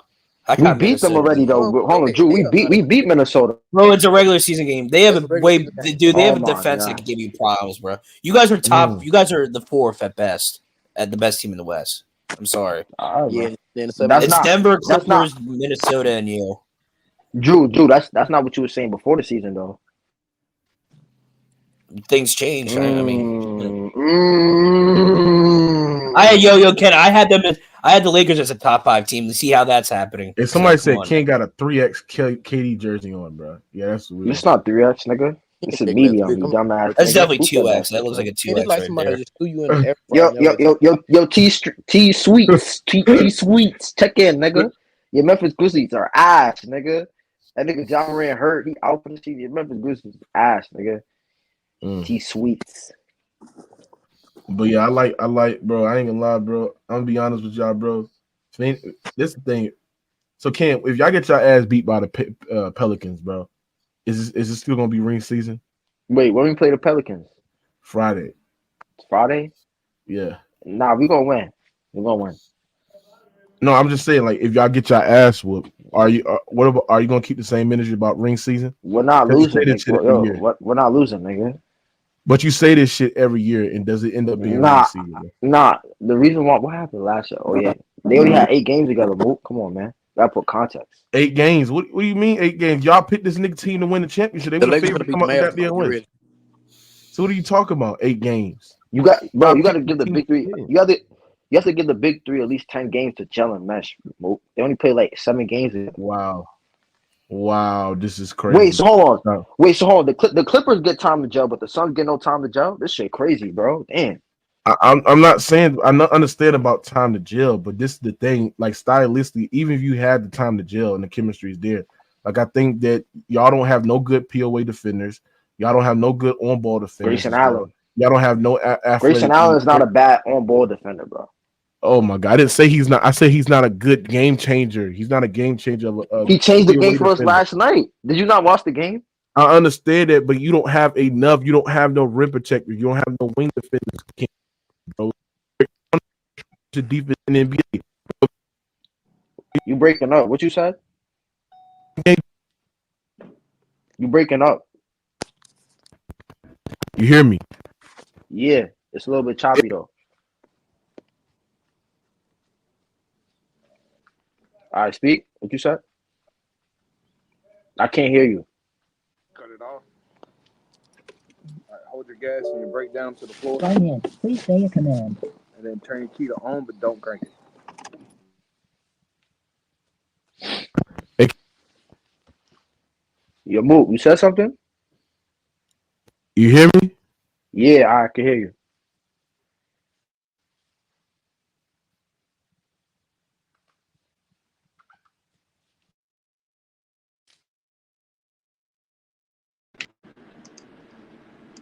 Oh, I'm bad. If he changed the game defensively for y'all, tell me I was down 18 points in the fourth quarter, bro. The reason why we was down is because other guys on the team wasn't playing defense, like KD, like Book, like Beal, like. Okay, then so like, how do y'all expect to be a consistent team, a consistent threat when y'all can't even play? Because y'all can't have defense velocity and have that for a full quarter and expect to be good. Huh? I don't know, bro, but I just know like we gonna get it together defensively, bro. You've been saying y'all been getting together for a long time. Has it gotten together? But we're middle of the pack, though. We're not a badass defensive team. We're middle Bro, of the you the pack. worst fourth quarter team in the NBA. Oh my Bradley god. Beal and Devin Booker are not good defenders. Not only that, bro, the wing defenders that y'all got don't give you enough juice offensively. So it's like, and then they're not good. They're below average at that. So it's like, bro, like it's not moving the needle. You see what I'm saying? But you, all right. Let's say this: like you got Grayson Allen, you got KD, you got Book, you got Bill, and you got Nurkic, right? You have two good defenders in the line with Grayson Allen and KD, and then you have two elite scorers, and then you have a good rebounder. I don't know what's wrong. I don't know why this team is not a good defensive team because you have the rebounder, you have the defense with KD and what's his name, Allen. I don't know, bro. This team, it's like I agree with Moss in terms of like they frauds because like they're not playing up to expectations. But I still think you got to give them time. 'Cause I think, listen, there's still a lot of games left in the season. They could get hot. They could get it together defensively. And last night, 32-8, they proved like they could close out teams in the fourth quarter by going on that 32-8 run. They proved that they could be one of the best fourth quarter teams in the NBA by doing that. They proved to themselves at least, bro. Because them niggas was, I'm not gonna lie, they was ass in the fourth quarter before that game last night. They were ass. I agree. They Bro, were just three of the because y'all best got scorers in the NBA. just because y'all good on paper, that don't mean y'all niggas are good as a team. Just because y'all got good players and good names like Grayson Allen, Kogi, and all these other guys, bro, that'll mean that y'all really, really good at playing the defense, bro. Y'all sat there and told me once y'all got Frank Vogel, the defense to get better. KD's on-ball defense has been inconsistent as well. Bradley Beal hasn't been a good defender. Devin Booker hasn't been a good defender. Grayson Allen gets cooked. Like, stop this nonsense, bro. This is what you're talking about. Why y'all the worst defense? You have one of the worst centers in defending his space, bro. Nurkic cannot defend on ground. He cannot defend his space. He gets backdoor cut by interior bigs as well. Like I told y'all all this shit last year. I told all y'all niggas last year. I told even Brandon this shit last year, bro. He in the chat cooking the fucking Suns, but he was on the Suns Kool-Aid last year, bro. Before the season two, right? He saying the Suns were gonna win it before the season. Yeah, he Yeah, said yo, the Mook. Suns gonna win it. Mook. It's a lot of niggas who switched up on the Suns before the season. Because before the season, I had a lot of niggas saying, "Oh, the Suns gonna be a top 3 seed. They gonna most likely make it out of the West because of Bradley Beal addition." Now all of a sudden, the Suns is frauds. I'm the only nigga who's sticking on the train, bro. Just like when Brooklyn it was shit and they turned it around.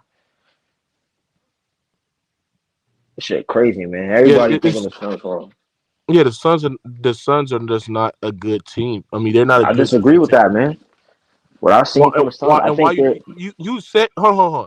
You never so you telling me that you never sat there and said the Suns was done? You never said that yeah, shit, King? yeah, because they keep collapsing in the fourth quarter. All right, so But why for the you gonna first, stand on that shit, dog? because they keep showing me potential and giving me hope that they could turn it around, bro. And then they be having they fucking bad losses, like losing to the Memphis Grizzlies without Ja. Like, that's a bad loss. You're supposed to blow out that team. Like they give me hope because what happened? They before we played Ja, we was on a 4-game winning streak and Man, we was fuck playing them good. Suns. We don't give a fuck about them boys. Shut your ass up, Velocity. Your Lakers is trash, nigga. Yo, Lakers are trash. Nigga, you trash. Even Nigga, 1v1. we better than y'all niggas. In the We 1v1 in real life, I ain't gonna lie, I really fuck you over in basketball. yeah, We can chatting. meet You're up for a chatting. You're wager. just chatting, bro. Let's You're meet up. just chatting, bro. I'm not chatting. I'm dead ass. Wait, you in New York? This nigga said New York. You hell nah. Why? I'd stay my ass in Mississippi like I'm here right now. Fact. Like I said there and said, bro, y'all not what y'all think they are, bro. They not what y'all think y'all. What I feel about KD and D Book is that I don't think they have the star player and the leader in Kevin Durant, which I think he can't translate his game Wow. to a higher Wait, so level. hold on, Mook. Did you watch like the fourth quarter last night? Did you see like any of the game last night? No, I didn't see the game. Well, But can you go watch the game? Like, see, all right. So how you breaking down the Suns, but you know, like you know, watch the game? huh? Because How you breaking down the Suns, but you ain't watch the game? I'm not gonna let one game like cloud my whole judgment. One game to sit there and ignore what the Suns has always been. They don't have no facilitators. They don't have no point guards. It's your turn, my turn type of offense that can get more redundant in the postseason as well, bro. Not only that, bro, they don't have a lot of 3-point shooting. Katie and Grayson D Book, Allen and Eric Gordon. That's enough. huh? That's enough. Grayson Allen, Eric Gordon is enough 3-point shooter. Yeah, but if you banking on Grayson Allen to be consistent as a 3-point shooter in the playoffs, bro, you're gonna be wildly mistaken, my guy. If he's wide open, bro, I trust Grayson Allen. KD might shoot a high percentage from the 3-point line, but his 3-point percentage will drop because he's gonna ask to take a lot of high volume.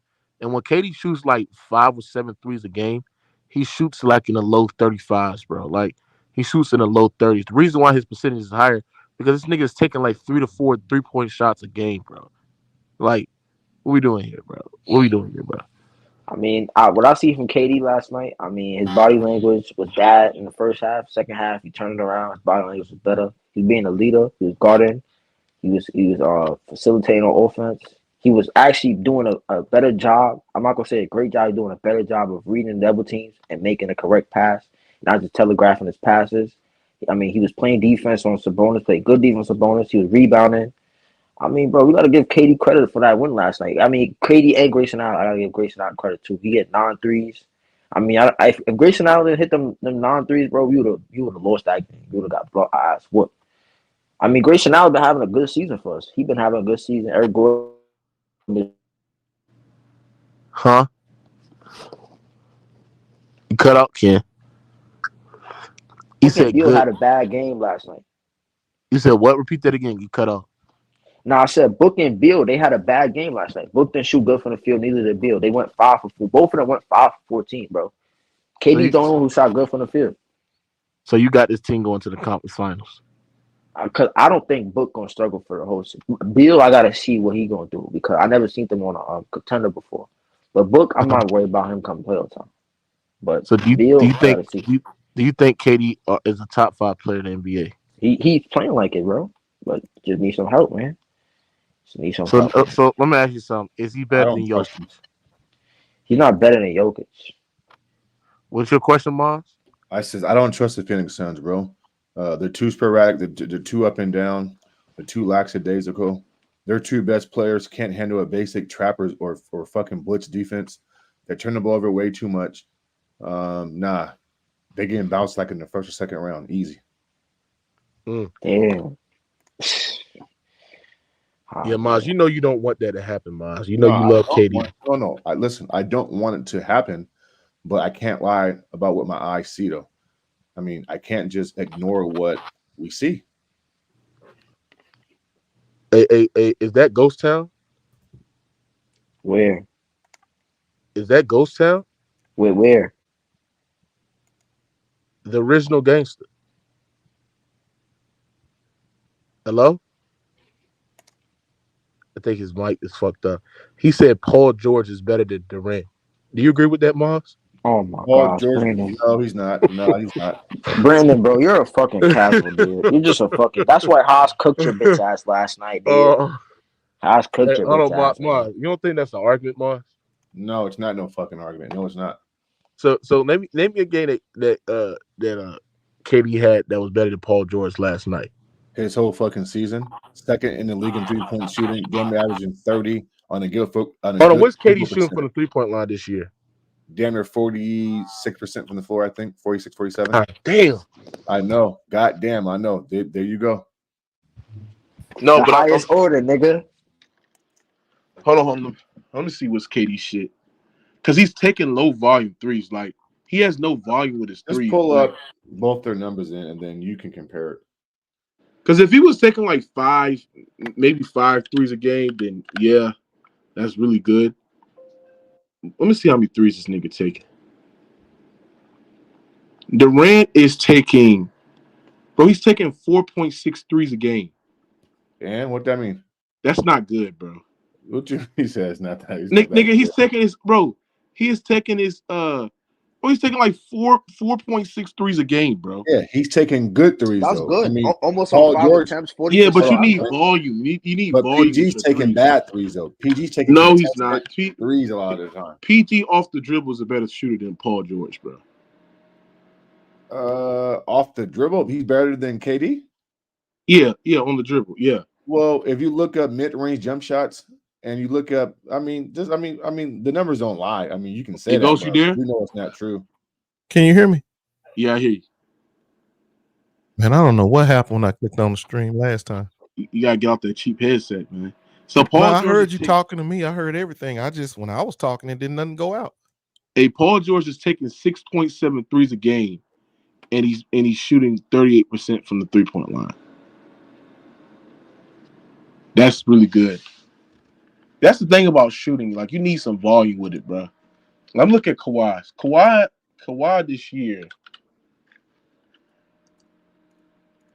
Kawhi is shooting 5 threes a game, and he's shooting 44%. Well, the Phoenix Suns have the 2 best 3-point shooters in the league, Grayson Allen and Kevin Durant. So it shouldn't be no reason why he can't get it done, right? Because he got the best 3-point shooter. Saying that. Listen, me and you agree on that. Listen, ain't no excuse. I mean, the Suns have enough to get it done. But to say that Paul George is better than Kevin Durant, I mean, this is crazy. Like what's going on right now, Ghost? Ghost, would you agree with that, Ghost? Paul George is better than KD?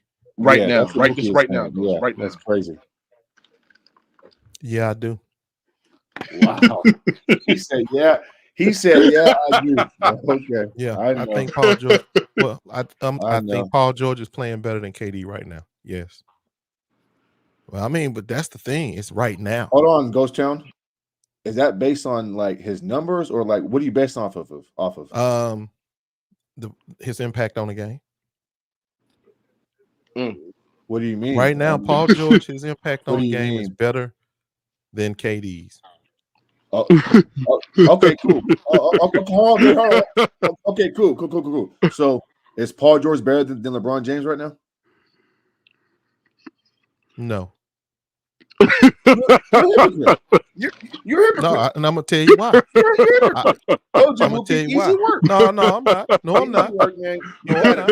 LeBron James has a massive impact on the Lakers winning them. How, bro? If they're fucking 500, how? I didn't say whether they was winning or not. What do you mean, bro? No, bro. The matter is, don't get upset, Mars, because he's better than better than KD. The Phoenix Suns are 4 games over 500. The Lakers are don't get upset because he's playing better than KD. What are you talking about, man? And James, you're gonna try to turn it on LeBron. What is wrong with you? LeBron ain't the reason. Why the Lakers wrong with you? This is crazy, man. Oh my God. Yes, he is, Ghost. You getting cooked, nigga.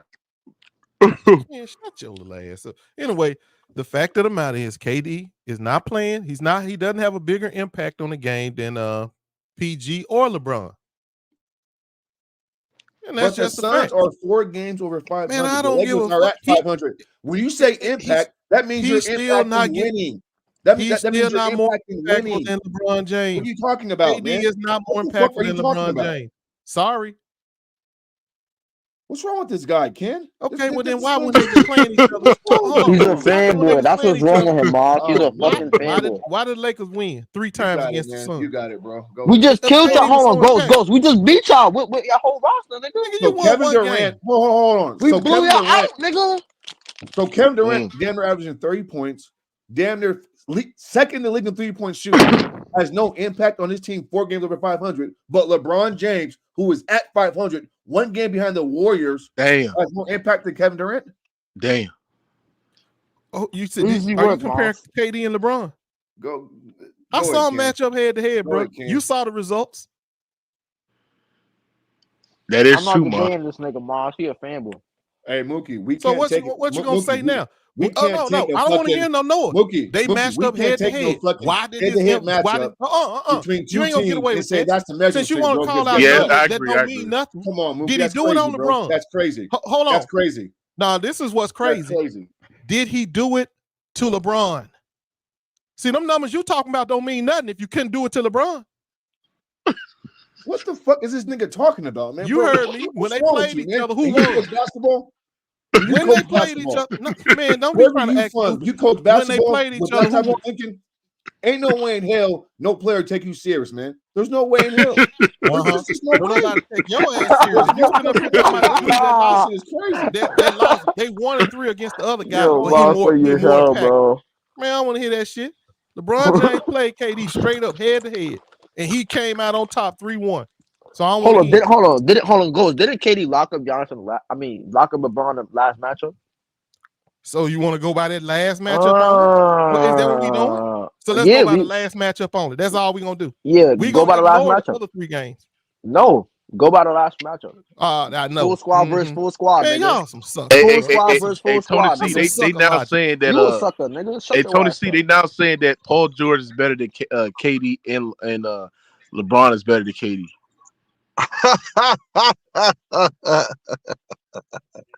Man, who's saying that? Who's saying that? Ken? Ghost Town. No, why would I say that? Come on. What up, Tony? Ghost Town saying that. What up, Mr. Boss? What up, Tony kid? C. What up, Ghost? Hold on, bro. First of all, KD ain't did nothing to LeBron this year. LeBron done whooped his ass 3 times this year. That's and a fact. To beat LeBron the last game. Yeah.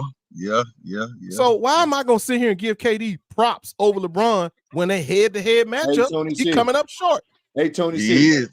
Hey, Tony C. Even though KD lost to LeBron James, I think 2 times this year, and KD beat three. Outplayed him. My bad. KD outplayed him. Hold on. That's what happened when your math Tony bad. C. Even though the Suns lost to them 3 times and they beat them 1 time, right? Ghost Town thinks that the Lakers are at 500. The Suns are 4 games over 500. And he thinks that LeBron James has more impact than Kevin Durant right now, who's second in the league in 3-point shooting, damn near averaging 30 points on the floor. Make that make sense, man.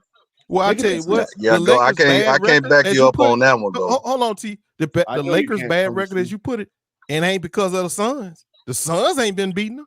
So what's your point?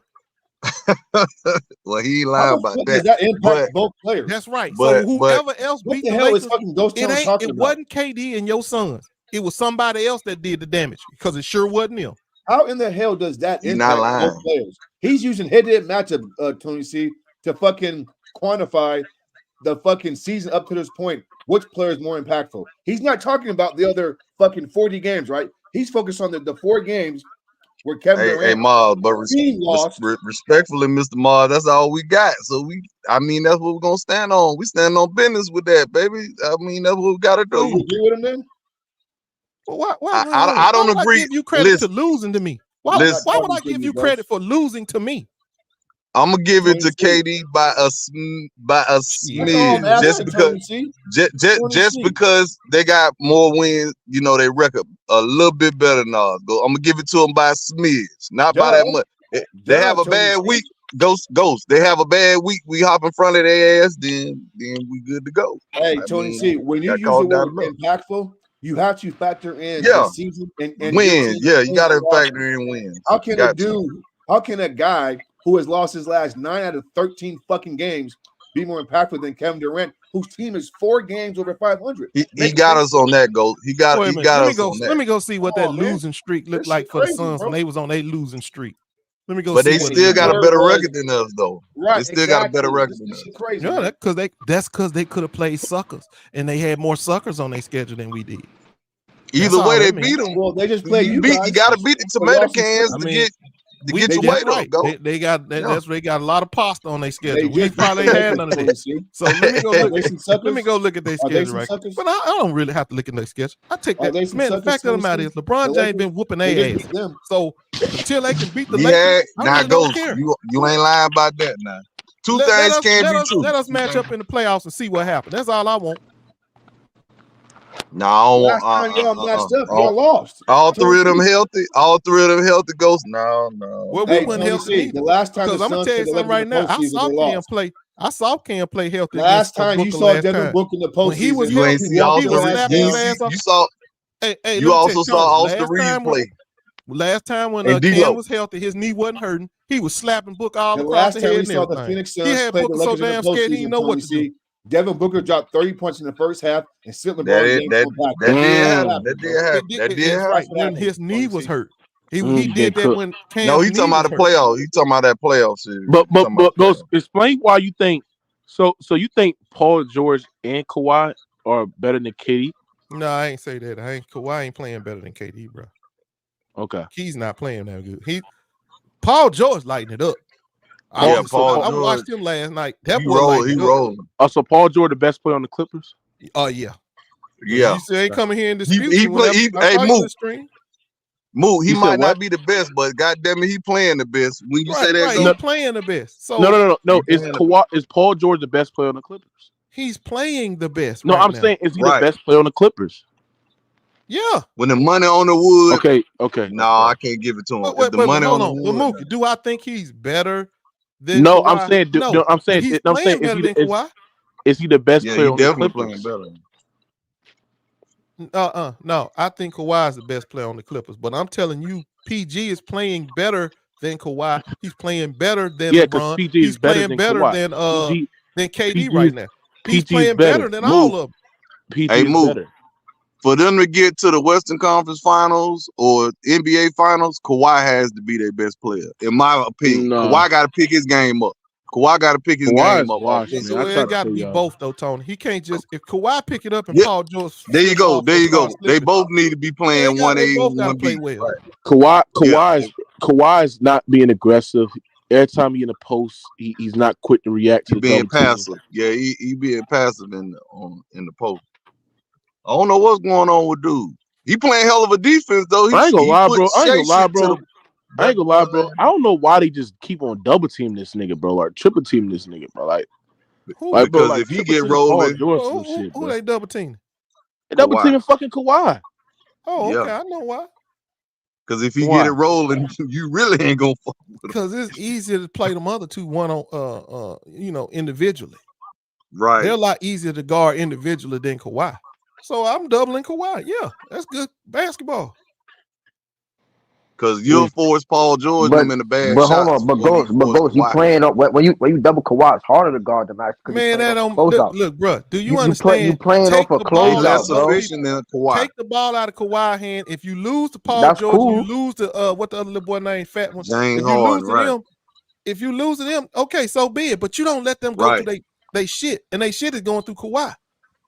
He their most that's efficient good player. Basketball, bro. But you go, you remember the other night? Yes, damn. Thank you for chatting, Ryan. Ghost, how you like the ass of it be Getty Jokic,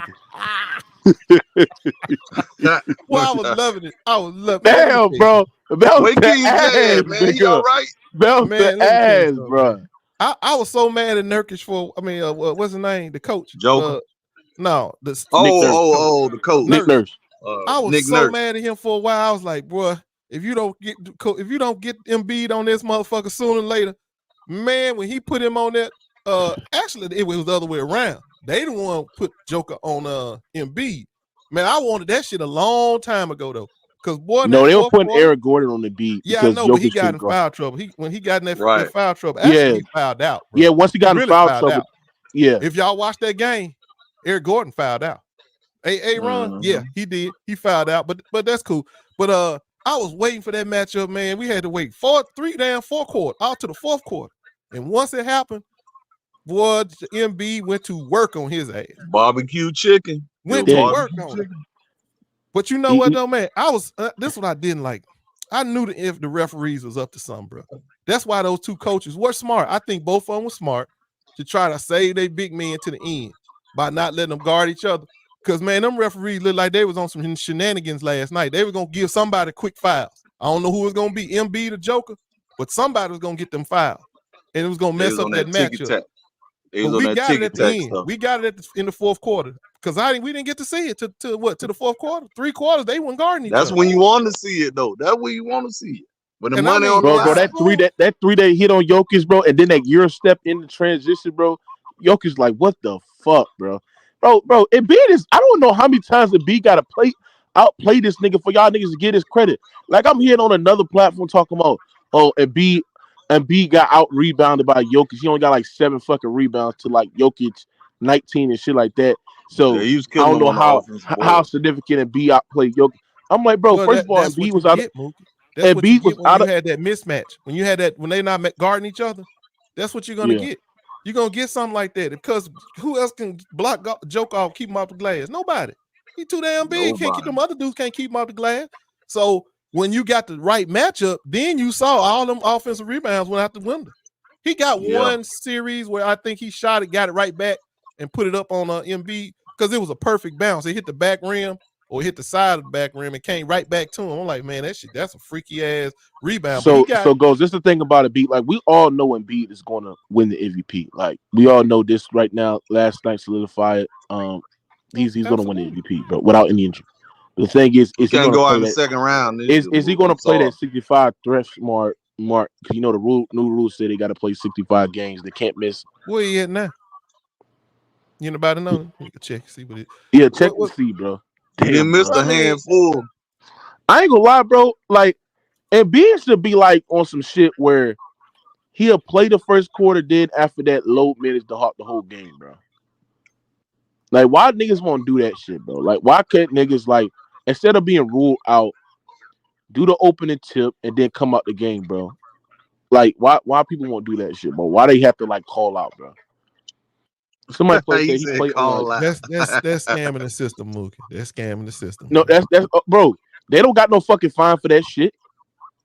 I mean, I know what you're saying. You can easily just get a tip and then go sit your ass down.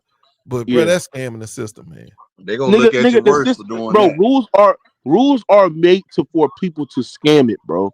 So why ain't nobody taking capitalizing off this shit, bro? 29. He's at 29. Damn, he at 29. Oh, Chadiq fucked up my whole point. Damn, it will fuck up his averages. Damn. Yeah, and it will mess up his averages. Yeah. Damn, I forgot that shit. Yep. But hey, fuck the averages, nigga. Like they counted as a game. Fuck the averages, bro. I'm telling you, bro. Like he's a dog, bro. And Bieber I'm like, bro, he's the most skilled big man. Like, is he more skilled than Shaq? I'm serious, man. Mook, Embiid got some serious touch, bro. That motherfucker got some. Him and Joker, they both got good touch around the rim. Yeah, they do. They do. That's Joker what make them different. It's just that Embiid's physicality and athleticism that's where the separation comes. Right. That's where that separate. I mean, he just. But we still got to see it in April, man. We still got to see it in April and May, baby. You can play great as you want to play right game, though, bro. That game was good. Oh yeah. That was a good game. Man, I'm telling you, that's a finals right there. We get to see 7 games of that right there. That's a good finals. Yeah, I got Philly winning that series. Yeah, because they didn't even have their best POA defender out there. Well, starter anyway, because DeAnthony Melton didn't play. Yeah, I do think Philly needs a second, a consistent third scorer. I don't believe in Harris. Man, Tobias Harris can get it done. He can do it. He can do it. Why I like Tobias, because Tobias can make shots over smaller players. When you're small, if you're too small, so he can't make shots over bigger wings, right? No, I mean, if somebody his size, all right, then. So like that's why his bitch ass got to go. But no, man, come on. It's just bro. tougher. But he can score on them too. But it's like if you smaller than Tobias, it's a bucket, bro. He gonna get that bucket. Yeah, he mouse in the house. Yes, indeed. He don't play around them little motherfuckers. If you smaller than him, he gonna get that bucket. Now, what I do like about what I kind of don't like about Philly, I should say, they let people hang around too much, bro. Because they don't put their foot on their neck. We got this confidence that we could just beat you. No, bro, put people away. They never put people away like they should. But man, I would love to see that series. You talking about wire to wire against a sorry team? Yeah, from the when opening they tip get a good run, bro. It's Yeah. like they let the other team back in the game instead of just going and putting them away. Give me 2 or 3 good defensive stops, put them away, game over with. No, they'll let them hit the bucket. Oh, but last night, that damn Kelly Oubre in the third quarter, he took it over. He almost shot them out the game. Man, I was like, what Nick Nurse waiting on, bro? Get his ass up out of there. Every time he touched it, it was going up. Goddamn. Yeah, I'm like, he act like he was one of the stars on the team. I'm like, no, get his ass up out of there. Because, bro, I'm tell you something. If they play through Maxey and Embiid, if either one of them, or Tobias every now and then, like every fourth play, let Tobias do something. If they played that way, those others, bro, they would have open looks all night long. Yes. Embiid, I told y'all, bro, I said this shit like a couple of years ago that Embiid is like a more skilled offensive player than Hakeem Olajuwon, bro. Like, let's be honest, bro. He more skilled. Touch than him, but come on, yeah, bro. I can't say that. Dream. So you can't say that. Dream. Not yet. Bro. Not yet. You got to get. Damn, he ain't even been to. He is more skilled than. Hold on, you got to do something yet first. Now you got to do something. It don't matter. He's more skilled. Hold on. What I mean, it don't matter. He's more skilled than Hakeem. He's more skilled than Hakeem, bro. Mookie, He's a but more that don't skilled mean scorer. nothing, He's a bro. better shooter. That don't mean nothing, bro. He has You a got to better do something handle. with all that skill and talent. You got to do Okay, something but with it. okay, for me saying he's more skilled, it's not about what you do. I'm saying he's more skilled, bro. Yes, He's more. I mean, He's I a see more what you're skilled that offensive saying, shows on player. the but it court. don't mean That nothing. shows He's on a the more court. skilled offensive player. And all y'all people No, saying I stop. see what you're I'm saying, but saying it he's don't more mean nothing, though, skilled. Mook. Just He's a listen. better Just shot because you creator can dribble and than shoot Hakeem. better than somebody, don't mean nothing if you can't put it Hell together. no. He's Dream got his own shape. dribbler What you between the talking track. about? Stop. Dream got his own shape. He's a better dribbler than Hakeem. He's a better dribbler in traffic than Hakeem Olajuwon, bro. He's more physical. Oh He's more my stronger. God. He's Now bigger. you drinking too Like, much what of we the talking Kool-Aid, about, bro? man. Let's not do this shit, bro. Let's not do You this drinking shit. too much of the Kool-Aid, bro. You can tell Hakeem. We ain't Like, seen, we ain't had no King J fighting each other. Hakeem was more finesse, like in the post. Like, if you tell me who had better post moves and who was quicker, who was more elusive, then obviously I'm gonna say like Hakeem. But we talking about like skill from a big man that's on the elbow near the block, and he's like shot creating from the mid range and like doing a step back, fadeaway, fall away jump shots, and then he's doing it between the leg in the traffic, especially like when teams are like gapping him off and like playing more compacted in and loading up on him, and the fact that he can still get his shit off between the legs, step back, fadeaway jump shot, bro, and he's doing it from the 3-point line as well. Well, he better get out of second like, round. bro, You giving him all this high praise.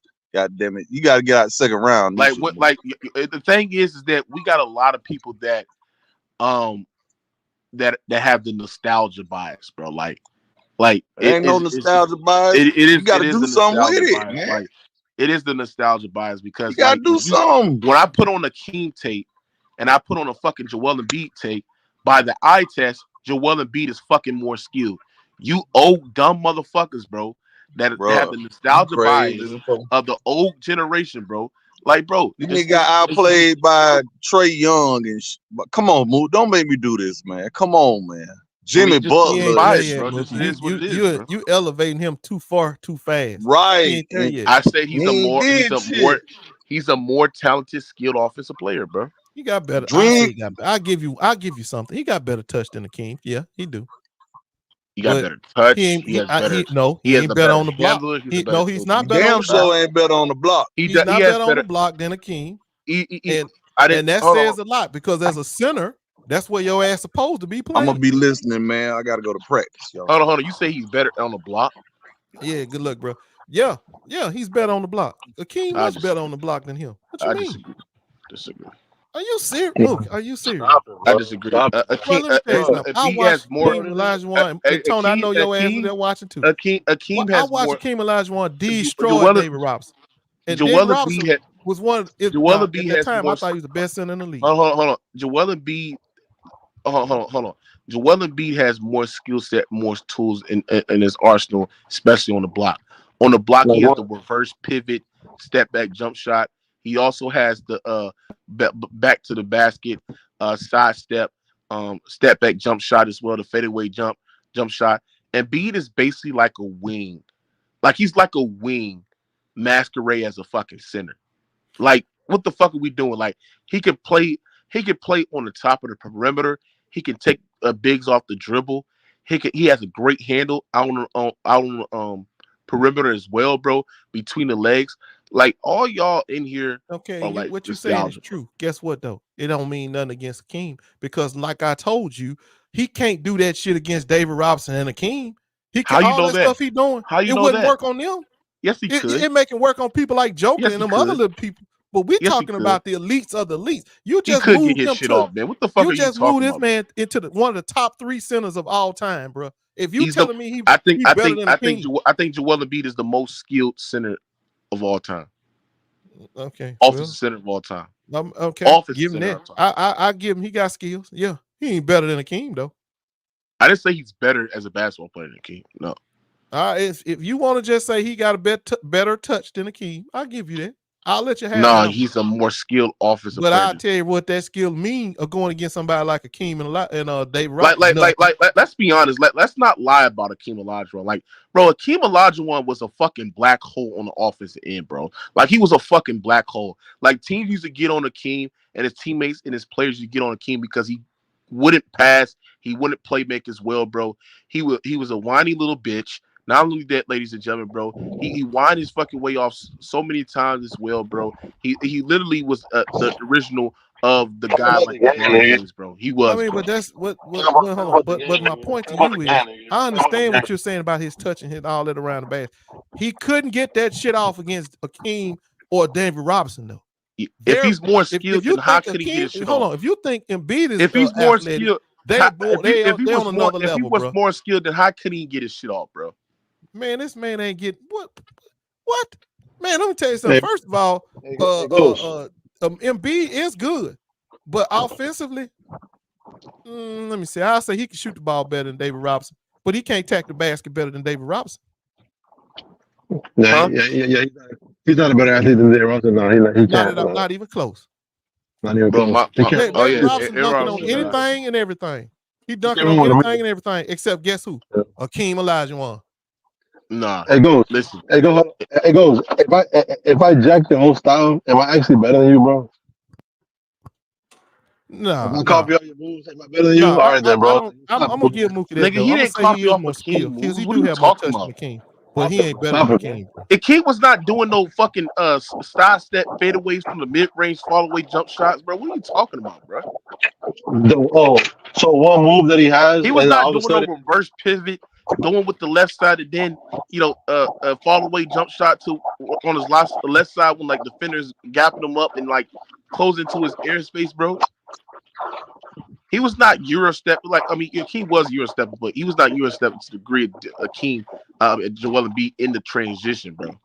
In transition, Joel Embiid is Euro stepping in transition, my nigga.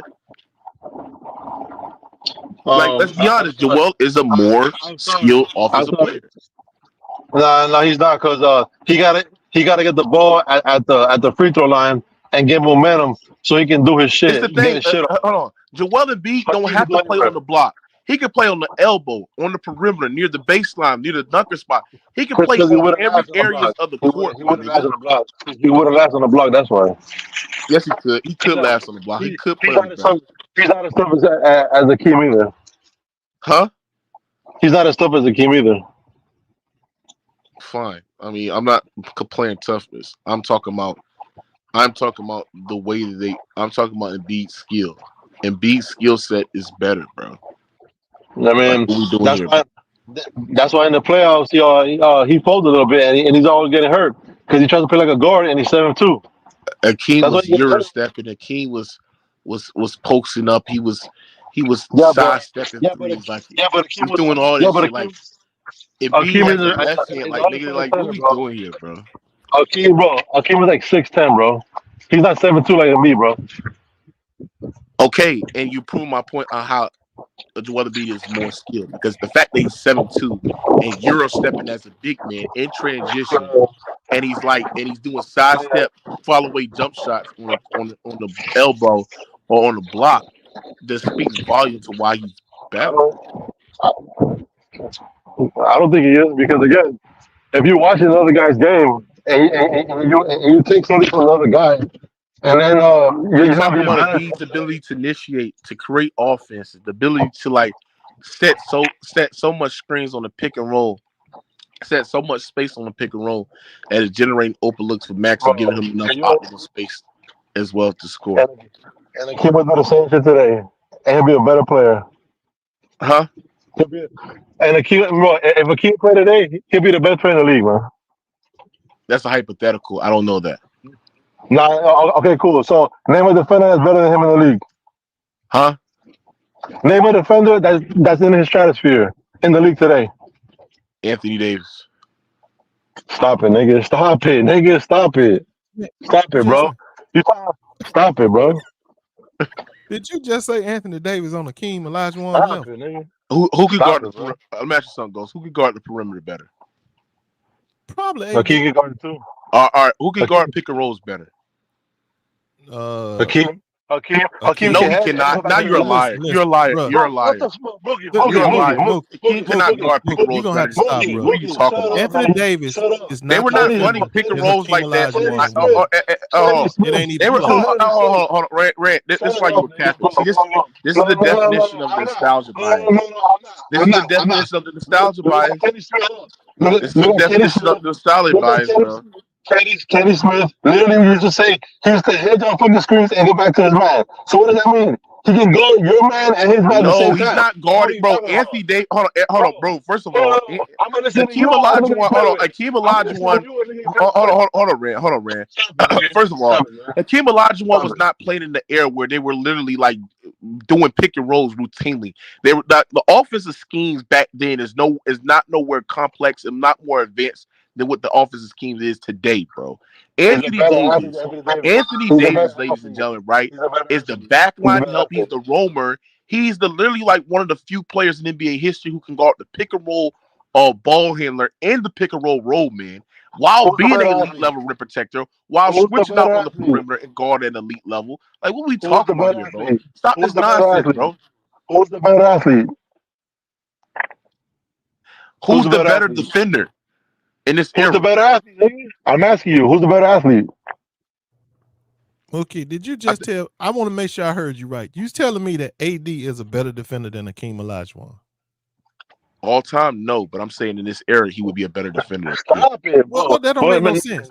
It's Ain't no embarrassing, time in this world, on this earth, that we've been looking at man's history. Is AD a better defender than Hakeem Olajuwon? In this era, yes, he is. No, he's not. He's not a better Hakeem athlete, bro. Olajuwon would literally get obliterated in pick and roll actions, bro. Split actions on the top of the key. Like Hakeem was a solid rim protector. He could somehow switched out and then like recovers block shots. But if he's consistently getting put in pick and roll action where they're taking up far from him in the paint, draw them out, have to literally navigate through multiple screens, like he would get utilized, bro, in this era. Hold on. He would get brutalized. So how come he managed to be the only player ever to get 200 blocks and 200 steals, nigga, in the same season? How do you do that? You're literally box watching. Like that didn't prove my point. How do you do How do you do that if you're gonna get cooked? Because he played in the era where, first of all, there wasn't no spacing, so guys cannot utilize the team sagging down low near the paint, near the area. Number two, he played in the era where there was that you couldn't play zone defense whatsoever, bro. So like guys can take advantage of that, and then also bro,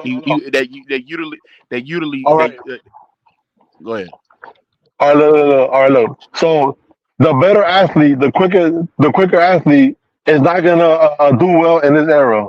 Where again, his strength, because again, it's not just shot blocking. Is Hakeem the better athlete?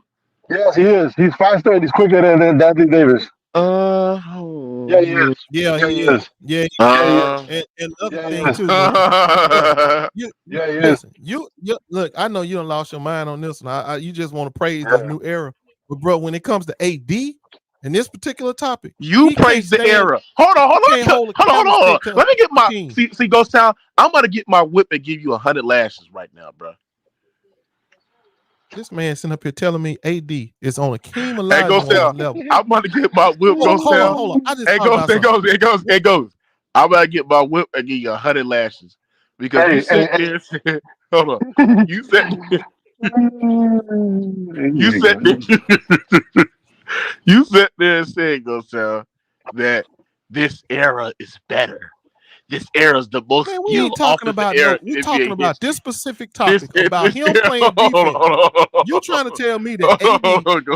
No, we're not finna do that, bro. I'm not talking about the whole. I'm not talking about everything. Not talking about shooting because I know they shoot better in this era. I know they do. I'm talking about this defense we talking about. AD cannot play defense like Hakeem Olajuwon. Yes, I can. What are you talking? Now you lying. No, it ain't even close, bro. No, you're lying. AD ain't nowhere close to the defender that Hakeem Olajuwon was. Stop it. And you want to make if you want to sit there and say, bro, Anthony Davis is the modern day Hakeem, if we being honest. He's not. No, yes, he gonna say something like that, bro. But you better not never say he better than Hakeem Olajuwon. So Maz, name me a defender that can literally guard the pick and roll ball handler and the pick and roll roll man at the same time. When team utilize the attack of Anthony Davis in the pick and roll action, he literally shuts down the paint. He literally provides backline help. He didn't shut down Jamal Murray. He didn't shut down Jamal Murray. No, you know what's ironic? Because first of all, hold on, Lord Rand. First of all, that was not his role. He's not a point of attack defender or on ball defender. If Hakeem Olajuwon had the responsibility of guarding the Nuggets offense, he would get cooked as well. Not only that, bro, when they use Anthony Davis as a roamer, do you know Jokic didn't shoot 50%? Where are you getting these lies from, Mookie? What make you think that these boys could cook Hakeem? What make you think they could do that? Nigga, the way that the offensive schemes in this era is more complex that they can really, bro, they can really run. They can literally run stagger screens to get Hakeem off on them. They can literally bring Hakeem. They can literally make. They can literally run motion offense and literally run a curl action that's literally get the big man out the paint and literally make Hakeem Olajuwon useless in this era. They did it with Giannis. That's what. Okay, well, listen. Let me ask you something. Who's the most athletic center that you've ever seen play? Don't go to Wilt because I don't want to talk about that Jim Crow shit. Besides Wilt, who's the most athletic center you've ever seen? Dwight Howard. David Robinson. It would be David Robinson. David. It would be David Robinson. And Hakeem. Now, if you are that athletic and you 7 feet, and Hakeem light your ass up, tear you up, and shut you down, what make you think any of these people that you talking about go First of get all, David Robinson is nowhere near as skilled as the offensive player Embiid is. So that's Lord Jesus. That's so let me ask you not something. Hold on. So let me ask you this: who's more athletic, David Robinson or Hakeem? Tomas. Answer my question. Who's more athletic, Embiid or David Robinson? David Robinson. No, that's not the point. Okay. Now, wait a minute. Hold on. Do you think that Embiid is stronger than David Robinson? No. So that means he ain't faster. He ain't stronger. How is he going to do something to Embiid? Because Hakeem. athleticism. How's he going to do something to Hakeem that David Robinson couldn't do? You can have all the athleticism in the world, but Embiid has the athleticism plus the skill. So if Hakeem going against a sitter that is, if Hakeem going to a sitter that is big, that is 7'2", that can create like a guard and play like a guard, that can initiate the offense, that has the in-between game and traffic, that can literally shot create from the elbow with the sidestep fadeaway jump shot, that will reverse pivot and then sidestep fadeaway jump shot as well, and taking wings off the dribble. What he better like do? I think Joel Embiid would absolutely cook Hakeem Olajuwon, bro. That's a fact. Not only that, Joel Embiid is bigger than Hakeem And I'm an Olajuwon. Embiid fan, and I'm telling you, no, he would not cook Hakeem. Joel Embiid is bigger than Hakeem Olajuwon. That's a fact. He is. He's bigger. He's bigger. He's bigger. Yes, he's heavier. He's bigger. He's bigger, heavier. And so he's heavier. And on top of that, that's bro, all he is heavier. No, he's taller. Being bigger, taller, and stronger than Hakeem. What that mean, Mookie? You said what? Shaquille O'Neal was Shaq bigger, was better, stronger, did the and same bigger thing than you talking about. Hakeem. Yeah, but Shaq didn't have the skills that Embiid has. Hey, goes, you know what's ironic? Shaq couldn't take advantage of big. Imagine if Hakeem Olajuwon had to guard Embiid in the perimeter. Man, Embiid's taking that man off the dribble, nigga, dunking between the legs. No, he's not. Yes, he is, bro. Y'all got nostalgia. He ain't getting around no damn Embiid. Y'all got nostalgia. I'm sorry, Hakeem. Embiid's not getting around Hakeem. How can he do that if he's not quicker than Hakeem or faster? He is. What are you talking about? Embiid is quick. What are you talking about? He ain't quicker than I said quicker, nigga. I said Embiid is more skilled. That's the thing. Okay, but he has a better handle. He can dribble between traffic. But Maz, have you ever seen Hakeem? Hey, Mr. Maz, you there? Yeah. Have you ever seen Hakeem like go in transit, initiate the fast break, go in transition, and then you're a step another big and finish around the rim like that, like a Joel Embiid? He ain't gotta do that. Oh, he ain't gotta do that. You ever seen AD go back-to-back championships and back-to-back MVP in the finals? You said what? You ever seen AD go back-to-back being world champion, MVP in the finals? No. Oh, okay. And beat Shaq, though. But I didn't say he was better all time. I just said he's more skilled. He's not better. He's not better, bro. And I don't think he's more skilled than Hakeem. I don't think he is either. I don't think he's better. And the triple threat, I don't think. I think you do. I think you do. I think you have a nostalgia bias. You gotta let the nostalgia bias go, bro. We understand you old as hell. You love the 80s and 90s, but you gotta be honest, bro. Hey, Maz, can you explain 9 first round exit Maz for Hakeem? Hey, Ghost. If you face up and I face up, and I'm always on the ground and you're not, am I better than you, bro? Mm-hmm. I'm always on the fucking ground. Am I better than you? No. You just soft. Come on, You man. be soft if you always on the ground. Wow. Nigga always on the ground, bro. Wow. Hey, Mooka, hold up. Let me ask you. I mean, I want to. He's more skilled, bro. talk about that damn what's his name? Pascal. Why you on the Oh, you ground? want to talk about trade? Man, I think the Indiana Pacers, man, they came up on the lick right there, bro. They came up on the lick. Getting Siakam, putting him over there with a dude like Halliburton, bro, that's a lick right there. And all crazy, they had to give up was Bruce Brown to get him. Man, that's a lick. Damn, how long is Hallie gonna be out? Anybody He's know? out. It was an ankle, right? He's out. I think it was his hamstring. All right, so this is what they got. This is what they got. Goes. They got They traded up 3 first-round picks for Pascal. But Maz, what you say you was mad about the trade? Like, what would you upset for the trade? I think Ghost Town is looking at it from only one way. I think the Pacers got duped. The Raptors got 3 first-round picks. They got I don't give a damn about no first-round picks. See, that's the difference between you and me. I don't care about building for the future. Just let me finish. I care about what's in front of me right now. This motherfucker don't know shit about basketball, man. No, they got 3 first-round picks. Hold on. And the key word is this, bro. Hold on. Let me get this in right quick. I'm not done yet, bro. They fucking gave up. The fucking Pacers, Ghost Town and Lord Rand gave up 3 first-round picks and Bruce Brown for a guy who's not guaranteed to re-sign. So they didn't win shit. What did they win? So you saying they're not gonna sign him? They're not gonna get him back? Is he signed right now? The extension? No, he's not. Like, what the fuck are you talking about? Now, if he stays, then of course they won. But if you telling me they gave all that up and he gonna walk, you're right. But I don't think he's gonna walk. Come on, man. I don't think he's gonna walk. He in America now. He ain't got to worry about being in Toronto. Okay, but Ghost Town, his market value right now, he'll get a bag from every other fucking team that can pay him in the league. The Pacers ain't the only team that can pay him. So why would you give up 3 assets? I'll give you that. If he leaves, then they lost. You're right. But if he stays, bro, that's a lick right there. But Ghost Town, the Pacers could have kept all their picks and Bruce and possibly re-signed and signed him in the offseason for free and not give up nothing. Man, no. See, y'all always roll the dice, bro. That's all the gambling and shit. Roll the dice, bro. They roll the dice. What are you talking about? I think they going if they get him to sign, and I'm sure they've already talked to him. Hopefully they did. Sounds good. If he signs that team, he got his point guard for the future, bro. What the Pacers did is the definition of rolling the dice. They signed a guy or trade for a guy who's an expiring contract. You give up young assets and Bruce Brown, and you're not positive that you're not sure he's going to resign. That's called rolling the fucking dice. Well, hold on. So like I think so can they sign him for more money than anybody else? Well, they got his bird right, so I assume All right, then he better be staying. Otherwise, he's a damn fool. Hold on, Ghost Town. Kawhi Leonard won a chip in Toronto and still left, and they had his bird right. Because it's Toronto. Hell, I'd have left too. Toronto. Hold on, bro. Toronto. Hold on, bro. Toronto, less taxes, right? Less taxes in Toronto, right? And so if you want your bag, you have every incentive to stay in Toronto because you're going to pay less in taxes. What are you talking about?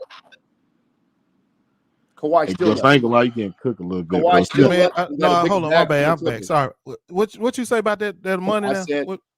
I said the Raptors in Toronto. Yeah, why you compare Siakam to Kawhi?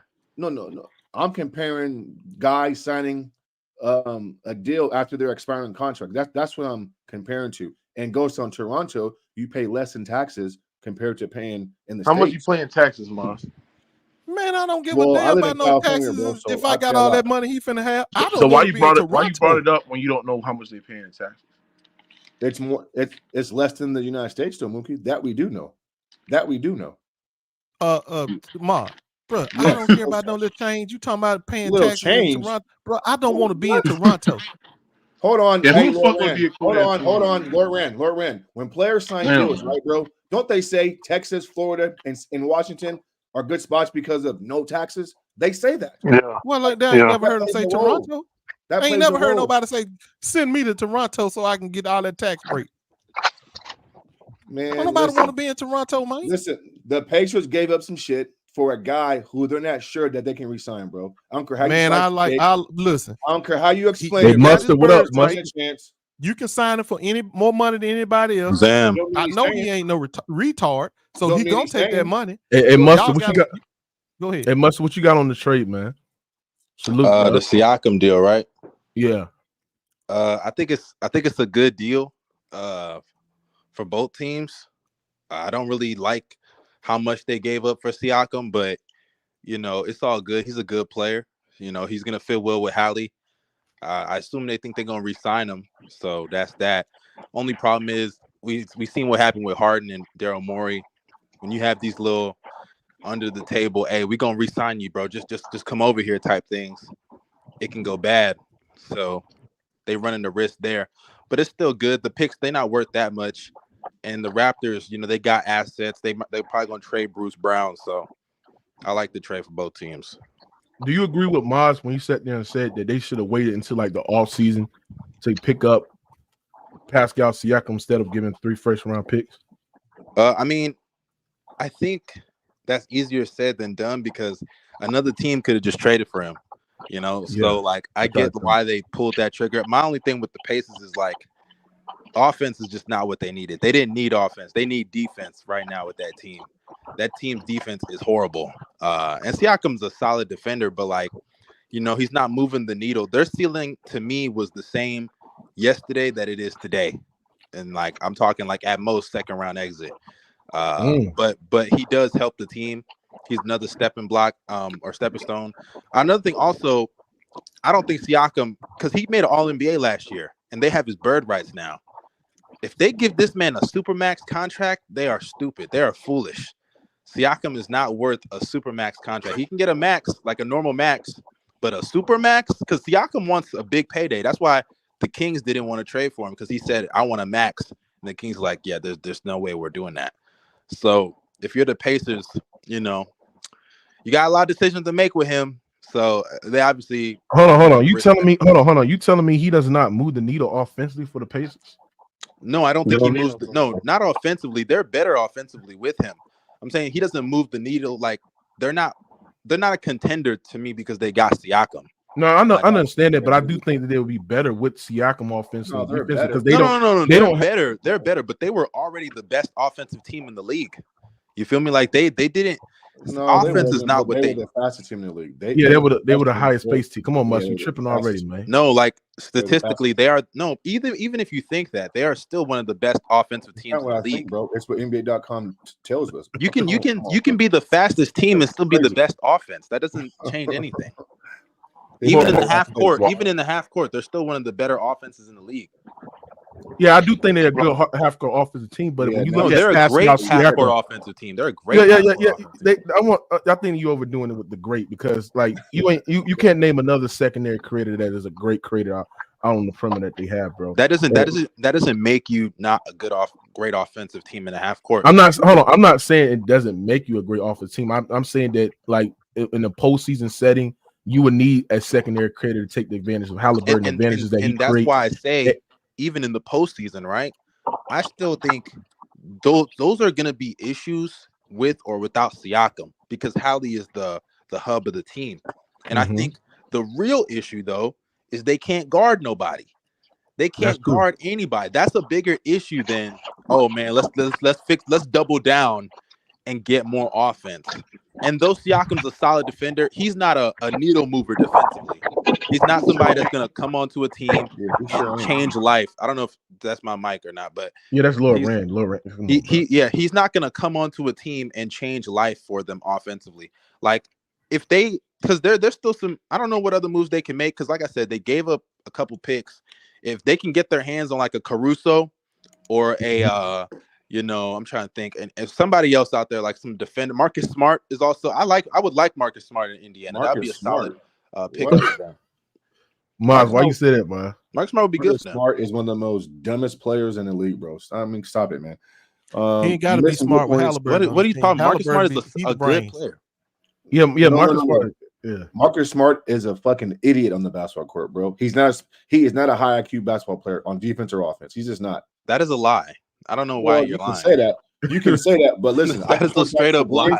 You can say that, but I could point to games and situations where he literally, like, they lost because of him and his stupidity.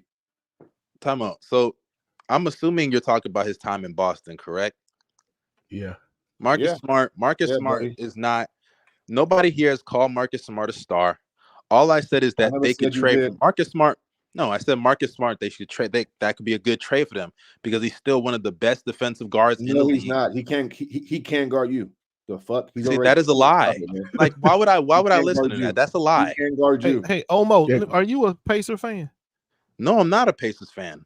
So you talk about them like you know they team so well. I do because I like a lot of the pieces they have there. I'm a big Halliburton fan. Okay, I watch their games. So you said they don't got no defense. So you're telling me that Mathurin, what's the other boy they got that play on the wing? Mathurin is not a great defender. He's not a good defender, No, I didn't say great. I'm talking about what the other little boy they got. Naismith. You don't think those guys? You don't think those guys can become good defenders?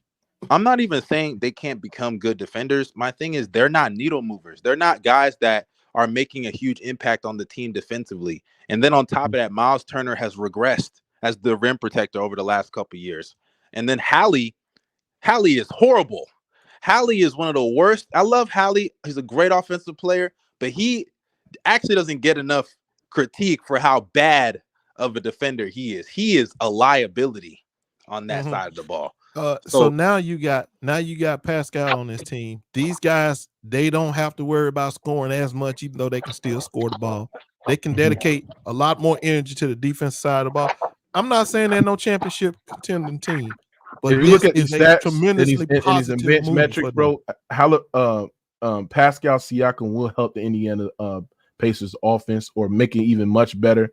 Even though they were great before him, I think he provides that secondary creation on the front court. But defensively, I think he can make them much better. I think he's a secondary backline help. I think he's a solid post defender as well. I like this move, bro. I like this move. They do need good more POA defenders, on ball defenders as well.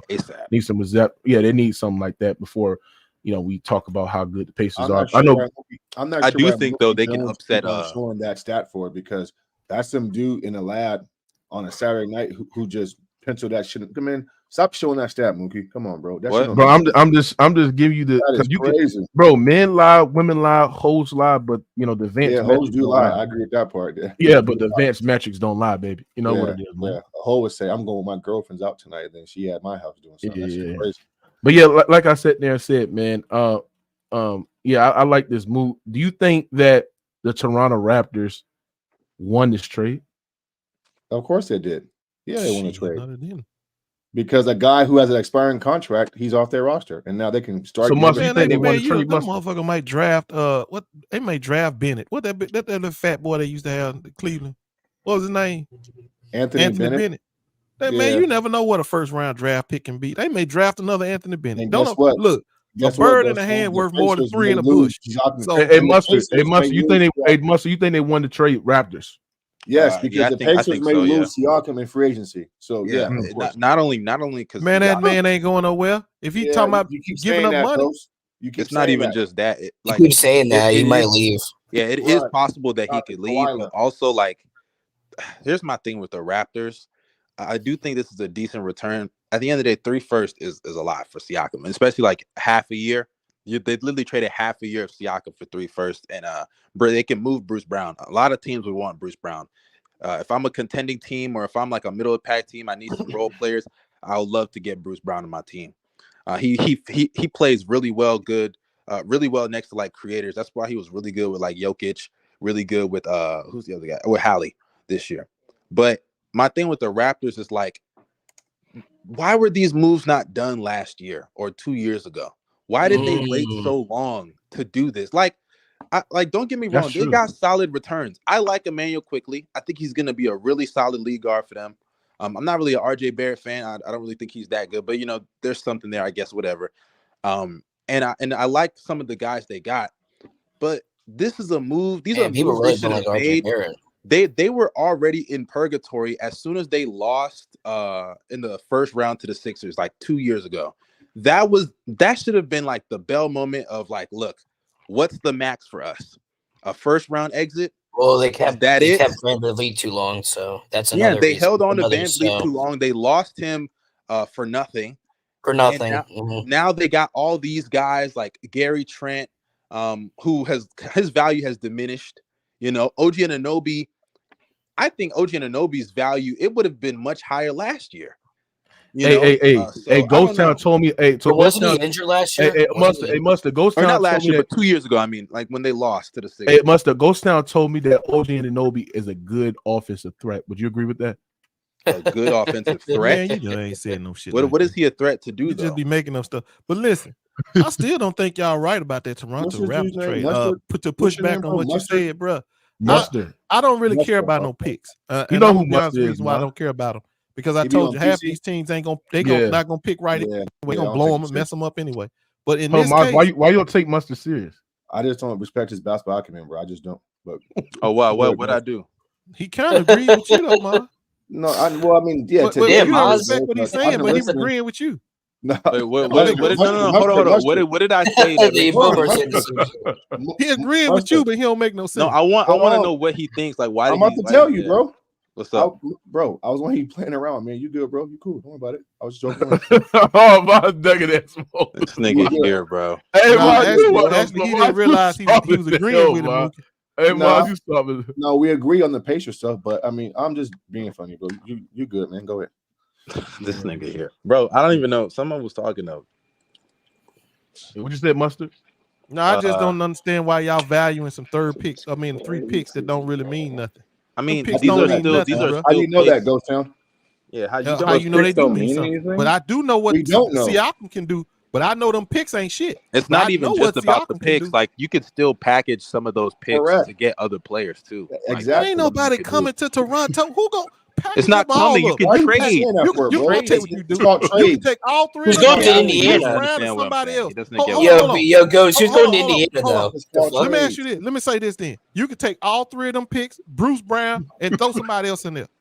Ain't nobody coming to Toronto. No star coming to Toronto. It's not about coming. It's about getting. When they going.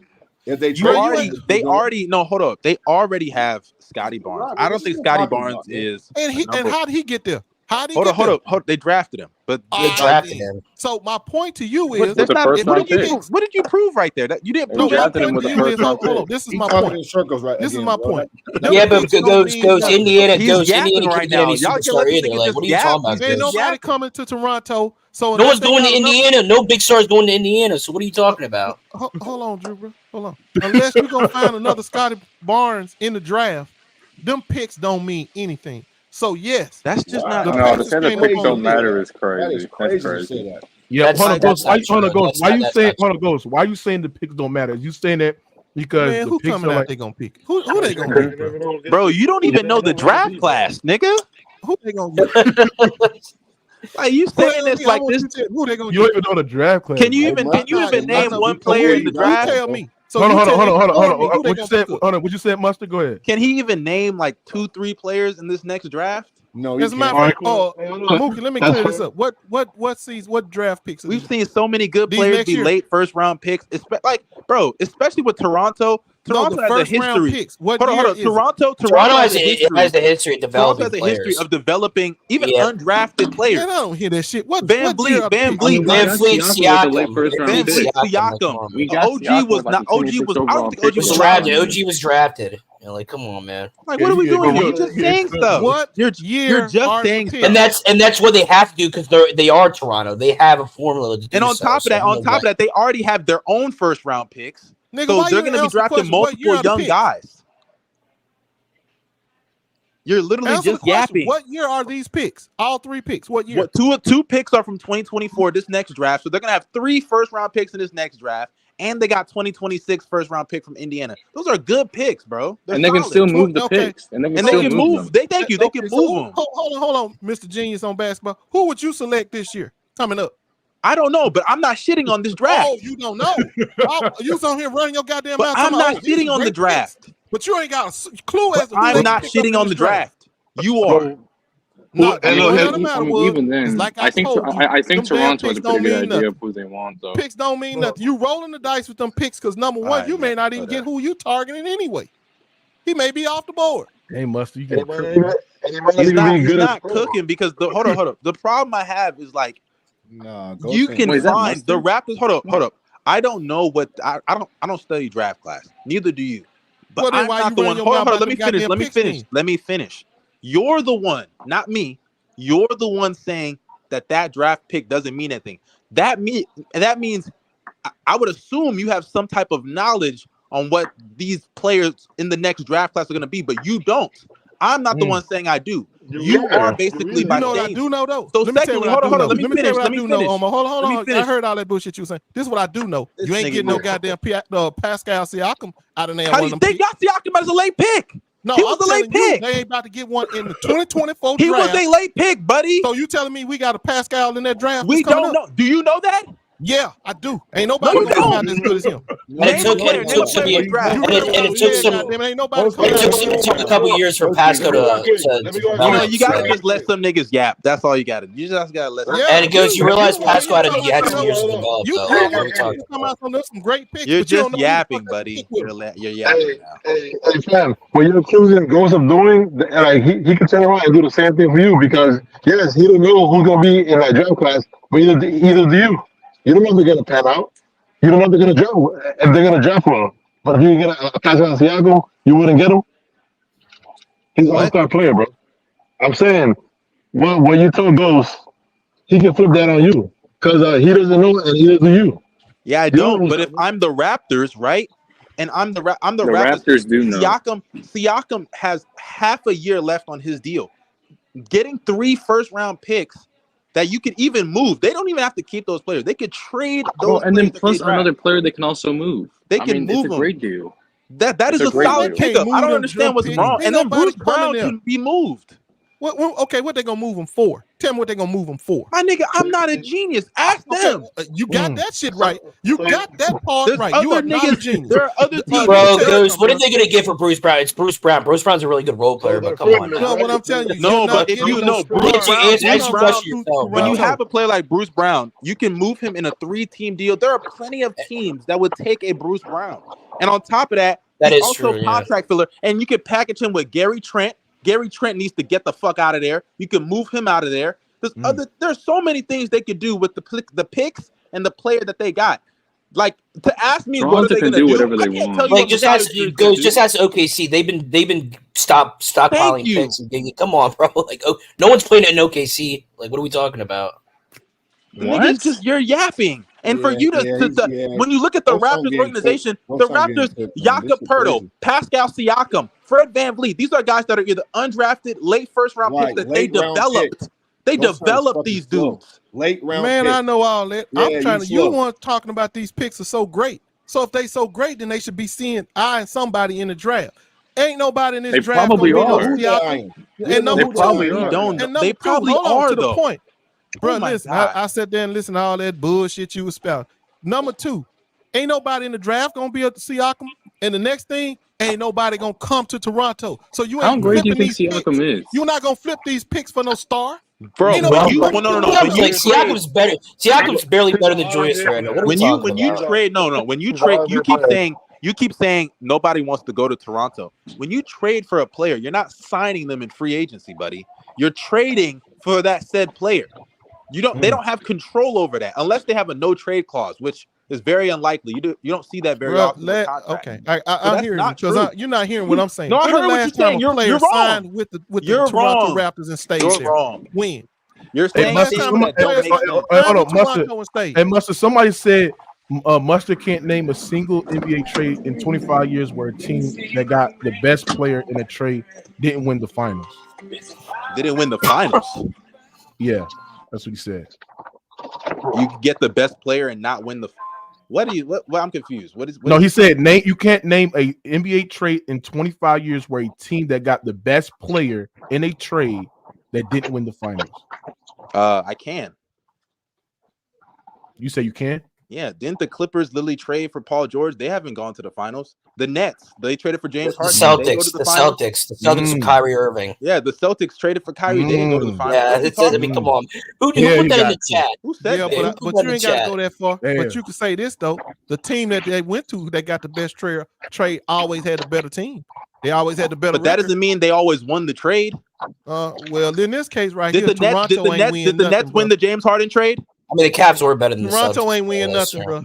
All they did was unload it. Did the Nets win the James Harden trade? That's all they did. They hey, I'll even go this far. I don't even think that Donovan Mitchell. I don't think that the Cavs won that trade. I think the Jazz won that trade. Hey, hold on. My bad. I'm watching Indiana. He didn't say finals. He said win the trade. Like didn't. That's still wrong. That's still wrong. The Cavs. I think the Cavs. All I know is the Cavs got the better player in the Donovan Mitchell Indiana trade, been but they finessing lost. people, bro. They've been finessing people. The Cavs lost that trade. The Jazz are in a better position right now for their future than the Cavs are. Than the Cavaliers, yep. The Cavs are. I don't even know what to say about them. I gotta ask you something, Mustard, about this. Moving on for this. Did you see Embiid snatch Jokic chain last night? What you thought about that, man? How Embiid just outplayed him? What you got about that? He snatched. I mean, this is Embiid Super Bowl. He loves to play against Jokic in the regular season and cook him. I actually think that's why this kind of stuff makes me want like them to get rid of like the conference, so I could see a series between these two, because this is not going to be in the finals. Unfortunately, Embiid is not going to make it to the final. I don't think the Sixers are, but I do think he always plays up for Jokic. It's not shocking. I'm not shocked about that, but he did this last year, and we saw the result, right? We saw what happened in the playoffs. So, I mean, I don't get moved by this. Well, you do agree that Embiid is better, right? Absolutely not. No. Oh my goodness. Why would I agree that a guy who's one of the worst playoff droppers I've ever seen? Yeah, but you got to put into context though. He did face inadequate. He did had inadequate coaching, inadequate spacing. Yeah, Ben Simmons. He was injured most of the time. That sounds like a right, come on, man. That is excuses though. He just. How is that excuses? That's context. The reason that excuses. Mustard. How is that excuses when there's context being applied? You can't. No, it's context. It's context, but that context would make sense if I was saying Embiid is like a bad playoff. We would have to apply that to every star player. That context would make sense if I was saying Embiid is like trash in the playoffs, which is not what I said. I said I don't think he's better than Jokic. Even because Jokic's been on a better team, right? No, I don't even agree with that. This year, yes, yeah. Like the past. This year, he has had a better team. Last year, he was not on the better team. The past 2 years, even when he didn't have Jamal Murray, even when Jokic didn't have Jamal Murray, his numbers were sufficient. He was still cooking. Exactly. Yeah, but he was still dropping too. Like he was dropping. How was he dropping? His assist totals was dropping. His efficiency was dropping as well, right? Okay. And also, like his production compared to the regular season was dropping, bro. No. Hold on. We're not talking about a nigga drop. Okay, look. When somebody drops in the playoffs, most players in NBA history are dropping in the playoffs. That's just how statistically you're not going to. It's very rare to find those like LeBrons, those Jordans, those niggas that statistically get better, right? Okay. But when you have somebody like Jokic, even in that series versus Golden State, nigga averaged like what 32, 12, and 6 or some shit. Like, and he did that on great shooting. Yeah, that's fine. That is fine for me, especially in that circumstance. That's fine. Yeah, but a nigga like a nigga like Embiid, who drops off like 10 points per game, 10% in efficiency or some shit. Like he struggles with playmaking, basic double teams he can't handle in the playoffs, and he's going out there. And even in some of those games against the Celtics, Harden got him a game when Embiid wasn't there. Harden played well and hit the game. And Harden absolutely choked in the fourth quarters in game 6. And Embiid did too. They both did. Embiid was good in game 6. In game 7, he choked. Oh yeah, game 7 he had a bad game. That's true. And in game 6, my point. And in game 6, he didn't demand the ball for the last 8 minutes. But Joel Embiid does not have making excuses for that nigga. Hold on. Joel Embiid does not have a Jamal Murray. With Jamal Murray, multiple playoff runs have went 50, 40, 90 and gave you 20. But you want to know why Jamal Murray does that? Joel Embiid ain't got the spacing that Jokic has when you got a Michael Porter Jr. who's shooting above 40%. He did it without him, by the way. But go ahead. Who's shooting over 40%? Mars, you was right about Omo. You got hold on about him. You talking about Joker better? You was right. Jokic Embiid does not have the spacing that Jokic have, and part of the reason why Embiid was dropping is because number one, spacing was an issue. He had Ben fucking Simmons. Nobody could win with Ben Simmons, bro. Not even fucking Michael Jordan could win with fucking Ben Simmons, bro, because that's how bad he is. He had Brett Brown as a coach and Doc Rivers as a coach, bro. Two bad coaches in the NBA, bro. They didn't maximize Embiid's ability. So now he's with a coach and Nick Nurse who is maximizing Joel Embiid's ability as a player. He's proven as a playmaker and a passer. He's being more he's proven as a playmaker. Okay. Not only that, he's more efficient. He has one of his statistically most dominant scoring seasons that we have seen ever. And also with the defense and elite level rim protect, he's got better or getting elite as well. So when you're taking all that account, the reason why Jokic is better because he's been in a better situation compared to Joel Embiid. He has better spacing. Don't you love spacing, Mustard? No, ain't that your argument when you put Shea over guys like, a Dame or something like that because of the spacing? You know what I'm saying? So, we got to put Shea over somebody. Nigga been doing research. Okay, let me respond. All right. Let's get something out the way. For one, let's get something out the way. I can respond, right? Go ahead. Okay. One, Joel Embiid, right? Let me say this about Embiid before I say what I'm going to say, before niggas think I'm hating. Embiid's a great player. He's a top 5 player in the league. He had a very great case for MVP. He won MVP. He was rightfully so. Great player. My issue with the things you said is that you are taking away any sort of accountability for Joel Embiid. And that is the problem. You cannot be in an opportune. Do you think that Embiid should be in the best player in the world convo? Absolutely. And I assume you think Jokic should, right? Absolutely. Okay. So if you're in the best in the world player convo, even as bad as your supporting cast can be, I still expect you, even if your efficiency drops, even if you have less assists or you have turnovers, I expect you to still be great. I expect you to still be great. I can point out series from Giannis, from Jokic, or those are the two guys I think are in the best in the world combo also. I can point out series from those two players, even without their supporting cast or like their secondary guy, or their supporting cast is playing like garbage, that they produced at an elite level. Whether it's on defense, offense, whatever it is. Hold on, let me finish. Hold on. When was this for Giannis? Crazy. Can I finish?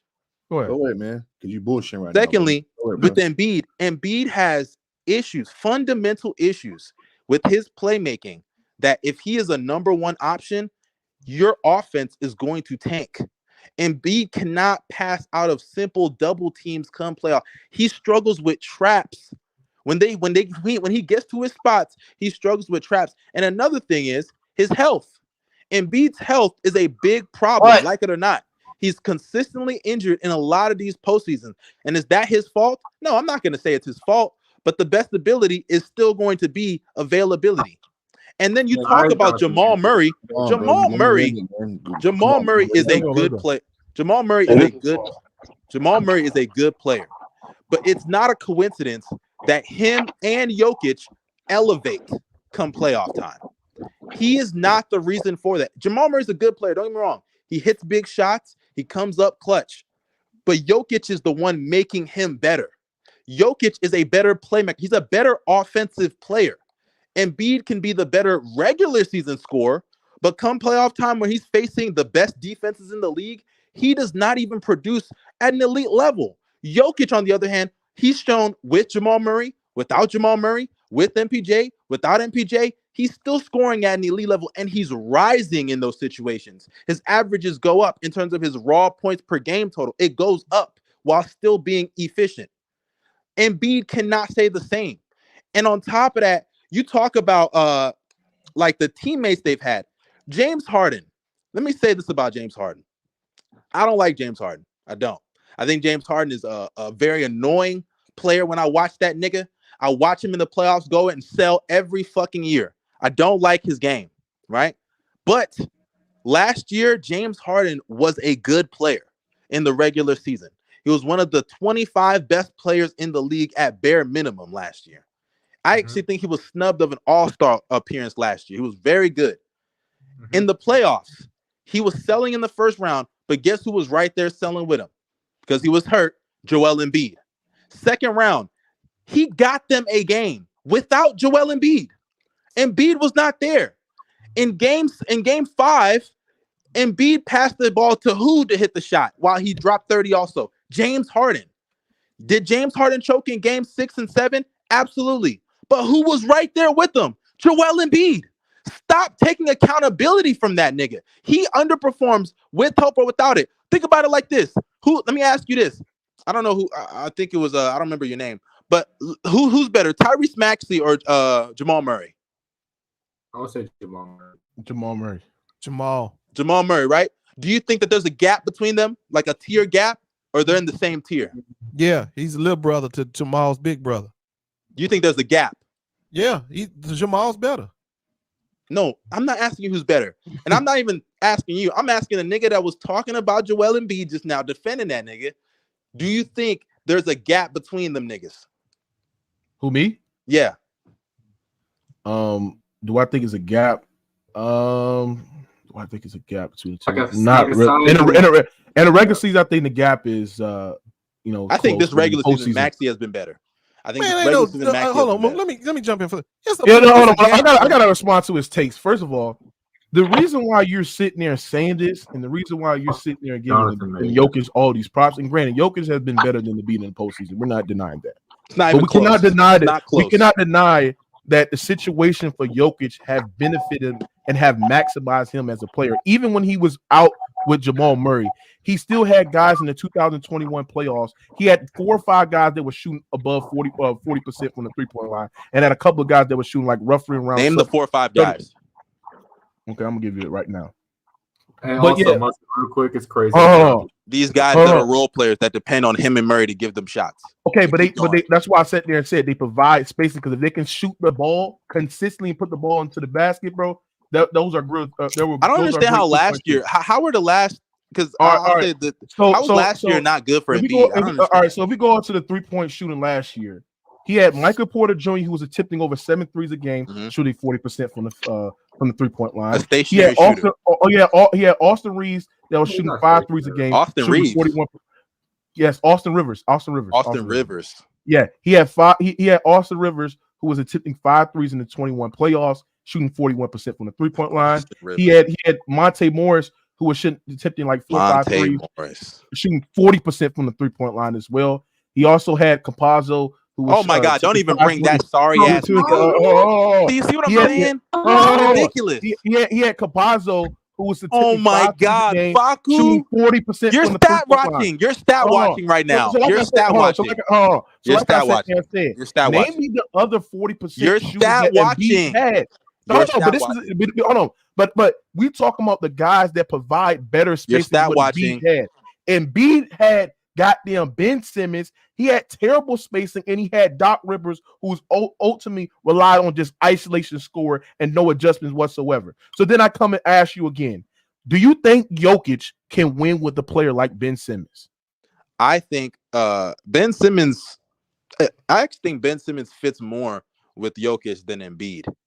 So that's that. And secondly, I'm asking you. No. I'm asking I think you. He can win with like Philly Ben Simmons, not this fucking Brooklyn. Yes, Philly Ben. Do you think he can win with Ben Simmons? I don't know. I don't think so. Maybe. Okay then. So Mustard proved my point that nobody. But I'm not saying Embiid should win. No, nobody can't. I never said Embiid should win. Stop. No. I never said Embiid should win. I think part of Embiid's issue in the playoffs that's a lie. Is injuries. You just lied on and me. Also having terrible coaching bruh. and also having terrible spacing as well. You're lying on me. If I put Embiid. Hold on, Mingle Justin. You're lying right now. If I put Embiid on the Denver Nuggets and you give him a shot, and if I give him a shot creator like a Jamal Murray, where you know in key crucial moments you can rely on him in a game 6 and a game 7 to hit big tough shots, to come off of pin down screens, to create his own shot and to get to the rim. If I give him a guy like KCP, Jamal Murray doesn't get to the rim very often, by the way. But go ahead. He does get to the rim. He does put pressure on him. He went into the finals. He was collapsing the paint in the finals, yes, but that's not a consistent thing Jamal Murray does. But my point is to sit there and say is this: if I gave Embiid the help that Jokic has, we will be having a different conversation. Yes, Embiid has to translate in the postseason, which I think he will do this year if he's healthy. But bro, when we talk about who's a better basketball player, the man is a better scorer. The man is a better shooter when we talk about in terms of volume as well. The man is a better shooter. He's not a better shooter. He's a better shooter. He's a better shooter. If you acquaint volume, he's a better shooter, bro. No, he's not. Yes, he is. He's not. Now, yes, he is. He's a better shot creator. He's a better post player as well, bro. Not on top of that, bro. Why are we knowing the defensive aspect of basketball, bro? When a guy that is giving me to almost transcendent rim protection and a transcendent is insane. Hear what I'm saying. You just lied. If a guy that's giving me, hold on. If a guy that's giving me great to elite level defense will also some of the best scoring and efficiency ever, bro. Nigga is lying. He's the better player, bro. What we doing here, bro? Let me tell you something right now. First of all, let me respond. For one, you're acting like they didn't actually go get shooters for Joel Embiid because that's a lie. And you actually said something earlier about Doc Rivers. And look, I don't think Doc Rivers is a great coach. I think Doc Rivers is decent and he gets overrated a lot because of his name value with the championship. But when Doc Rivers got to Philly, Doc Rivers made adjustments with how Embiid played. He put him on the block more. He even positioned Seth Curry in a lot of their plays on the side that Joel Embiid was in the post, so they couldn't help off of Seth Curry. There are plenty of things. There are things he did to help Joel Embiid. He was much better than Brett Brown, much better, right? And then when they got James Harden, they started utilizing the pick and pop more. He used Embiid as a pick and roll player more. So to say that Doc Rivers didn't help maximize when they lost, that was not Doc Rivers' fault. That was Embiid and Harden's fault for underperforming. That was not Doc Rivers' fault. The only thing I can say about Doc Rivers that he should have done better was the PJ Tucker minutes. That annoyed me, right? But what about him not making an adjustment of the Boston Celtics running the same play over and over with the Tatum pick and roll and getting Embiid switched on Jason Tatum? You know whose fault that is? That's Joel Embiid's fault. No, that's Doc Rivers' fault. He should have. Joel Embiid's He should have pre-switched with Joel Embiid on somebody else and force somebody else to take that matchup. Because Joel Embiid, you talking about that game 7, correct? Yes. That game 7, Embiid defensively was horrible. And in the NBA, in game 7s, that is more. I don't care what anybody says, especially game 7s. Playoffs are too, but especially in a game 7, your stars need to step up. Who stepped up for the Celtics? Tatum, 50 points.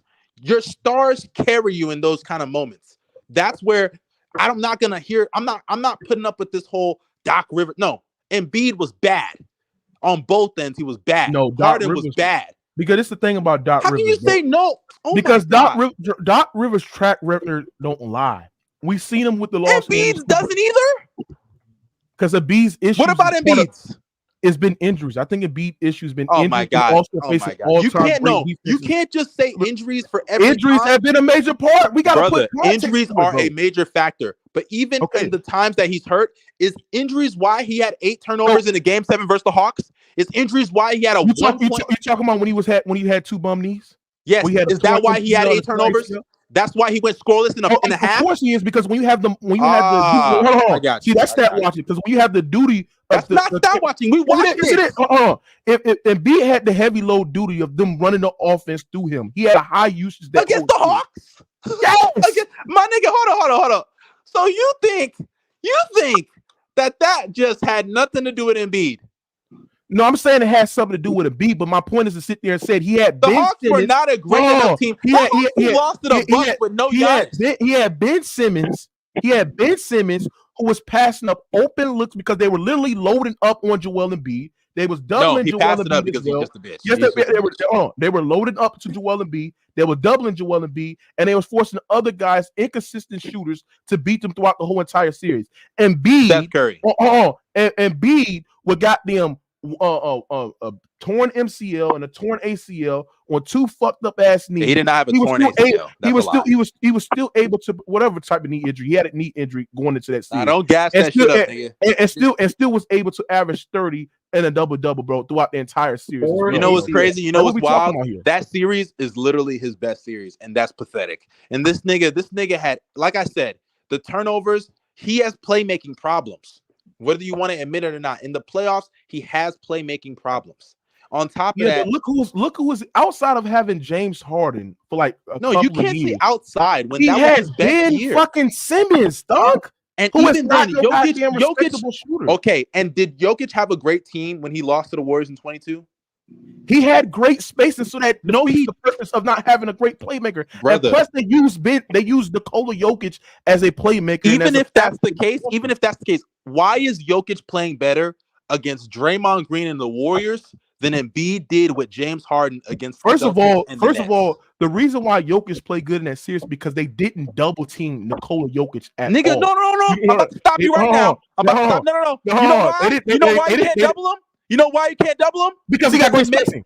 Why can't you double him? Why can't you double him? Because he has great spacing. That's a lie. That's a lie. That is such a lie. I'm gonna tell you something. They don't double niggas like him and LeBron because he's that great of a player. That's a lie. The reason why they don't double Nikola Jokic is because when you have spacing around you, you got a Michael Porter Jr. Does Jokic have spacing now? Does Jokic have spacing now?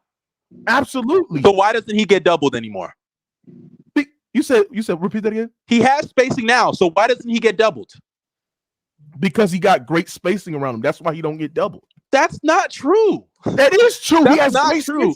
Jokic doesn't get doubled. Jokic doesn't get doubled because he makes reads that teams can't see. Because he's that tall. That's a lie. And we understand that he's a great passer and great guy. No, he's an elite playmaker, elite passer. He's an all-time great playmaker. All right, y'all glazing too much. It's not glazing. He is. Y'all glazing. Come on, bro. Like he's not an all-time great playmaker. Yeah, he's a great playmaker. No, he's an all-time great playmaker. All right, bro. Now we glazing. But my point is no, because that's the problem. That's the problem that I have with y'all so far in this convo. Y'all sit there and y'all look at Jokic and you downplay everything this nigga does. He elevates a great team. Wait. We saw Jokic in a regular season and playoffs. He has elevated teams with role players. I don't care if they're shooters or not. These are niggas dependent on him to create everything. Jokic is a better off-ball player. Jokic is also an elite. He's a better rebounder. On top of that, Jokic he is a better rebounder. It's not. Yes, he is. Jokic got a lot of. Jokic in a couple years ago had a lot of uncontested rebounds. Uncontested rebounds. Yeah, he did. But most rebounds are not uncontested in general. But Embiid is grabbing more contested rebounds. He's grabbing more contested ones. Yeah, but my point is to sit there and say this is that when you look at Jokic, your main argument to sit there and say, because Embiid checks all the boxes when we compare it to Jokic.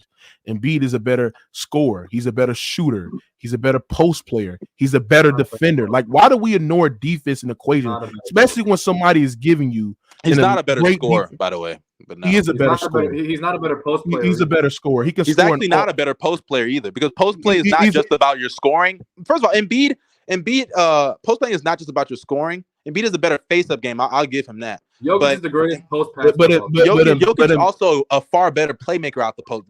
That's not close. That's not close. Yeah, but Embiid's threat of scoring. But do you think Jokic does nothing better than him but pass? Is that what you're saying? Embiid's threat of scoring and his ability to post creates advantages for his team. But no. Hold on. Jokic is not just a threat. Jokic is not just a threat to score. Even if you want to say Embiid's a better threat of a scorer, fine. But Jokic is not just a threat of a scorer. He's a threat of a playmaker. And he's 7 foot. He sees the floor. He sees over everybody on the reason why teams bullshit. You're saying the reason why teams don't double Jokic is part of his playmaking and passing, but they don't fear him as a scorer the way that Embiid does. They don't fear him.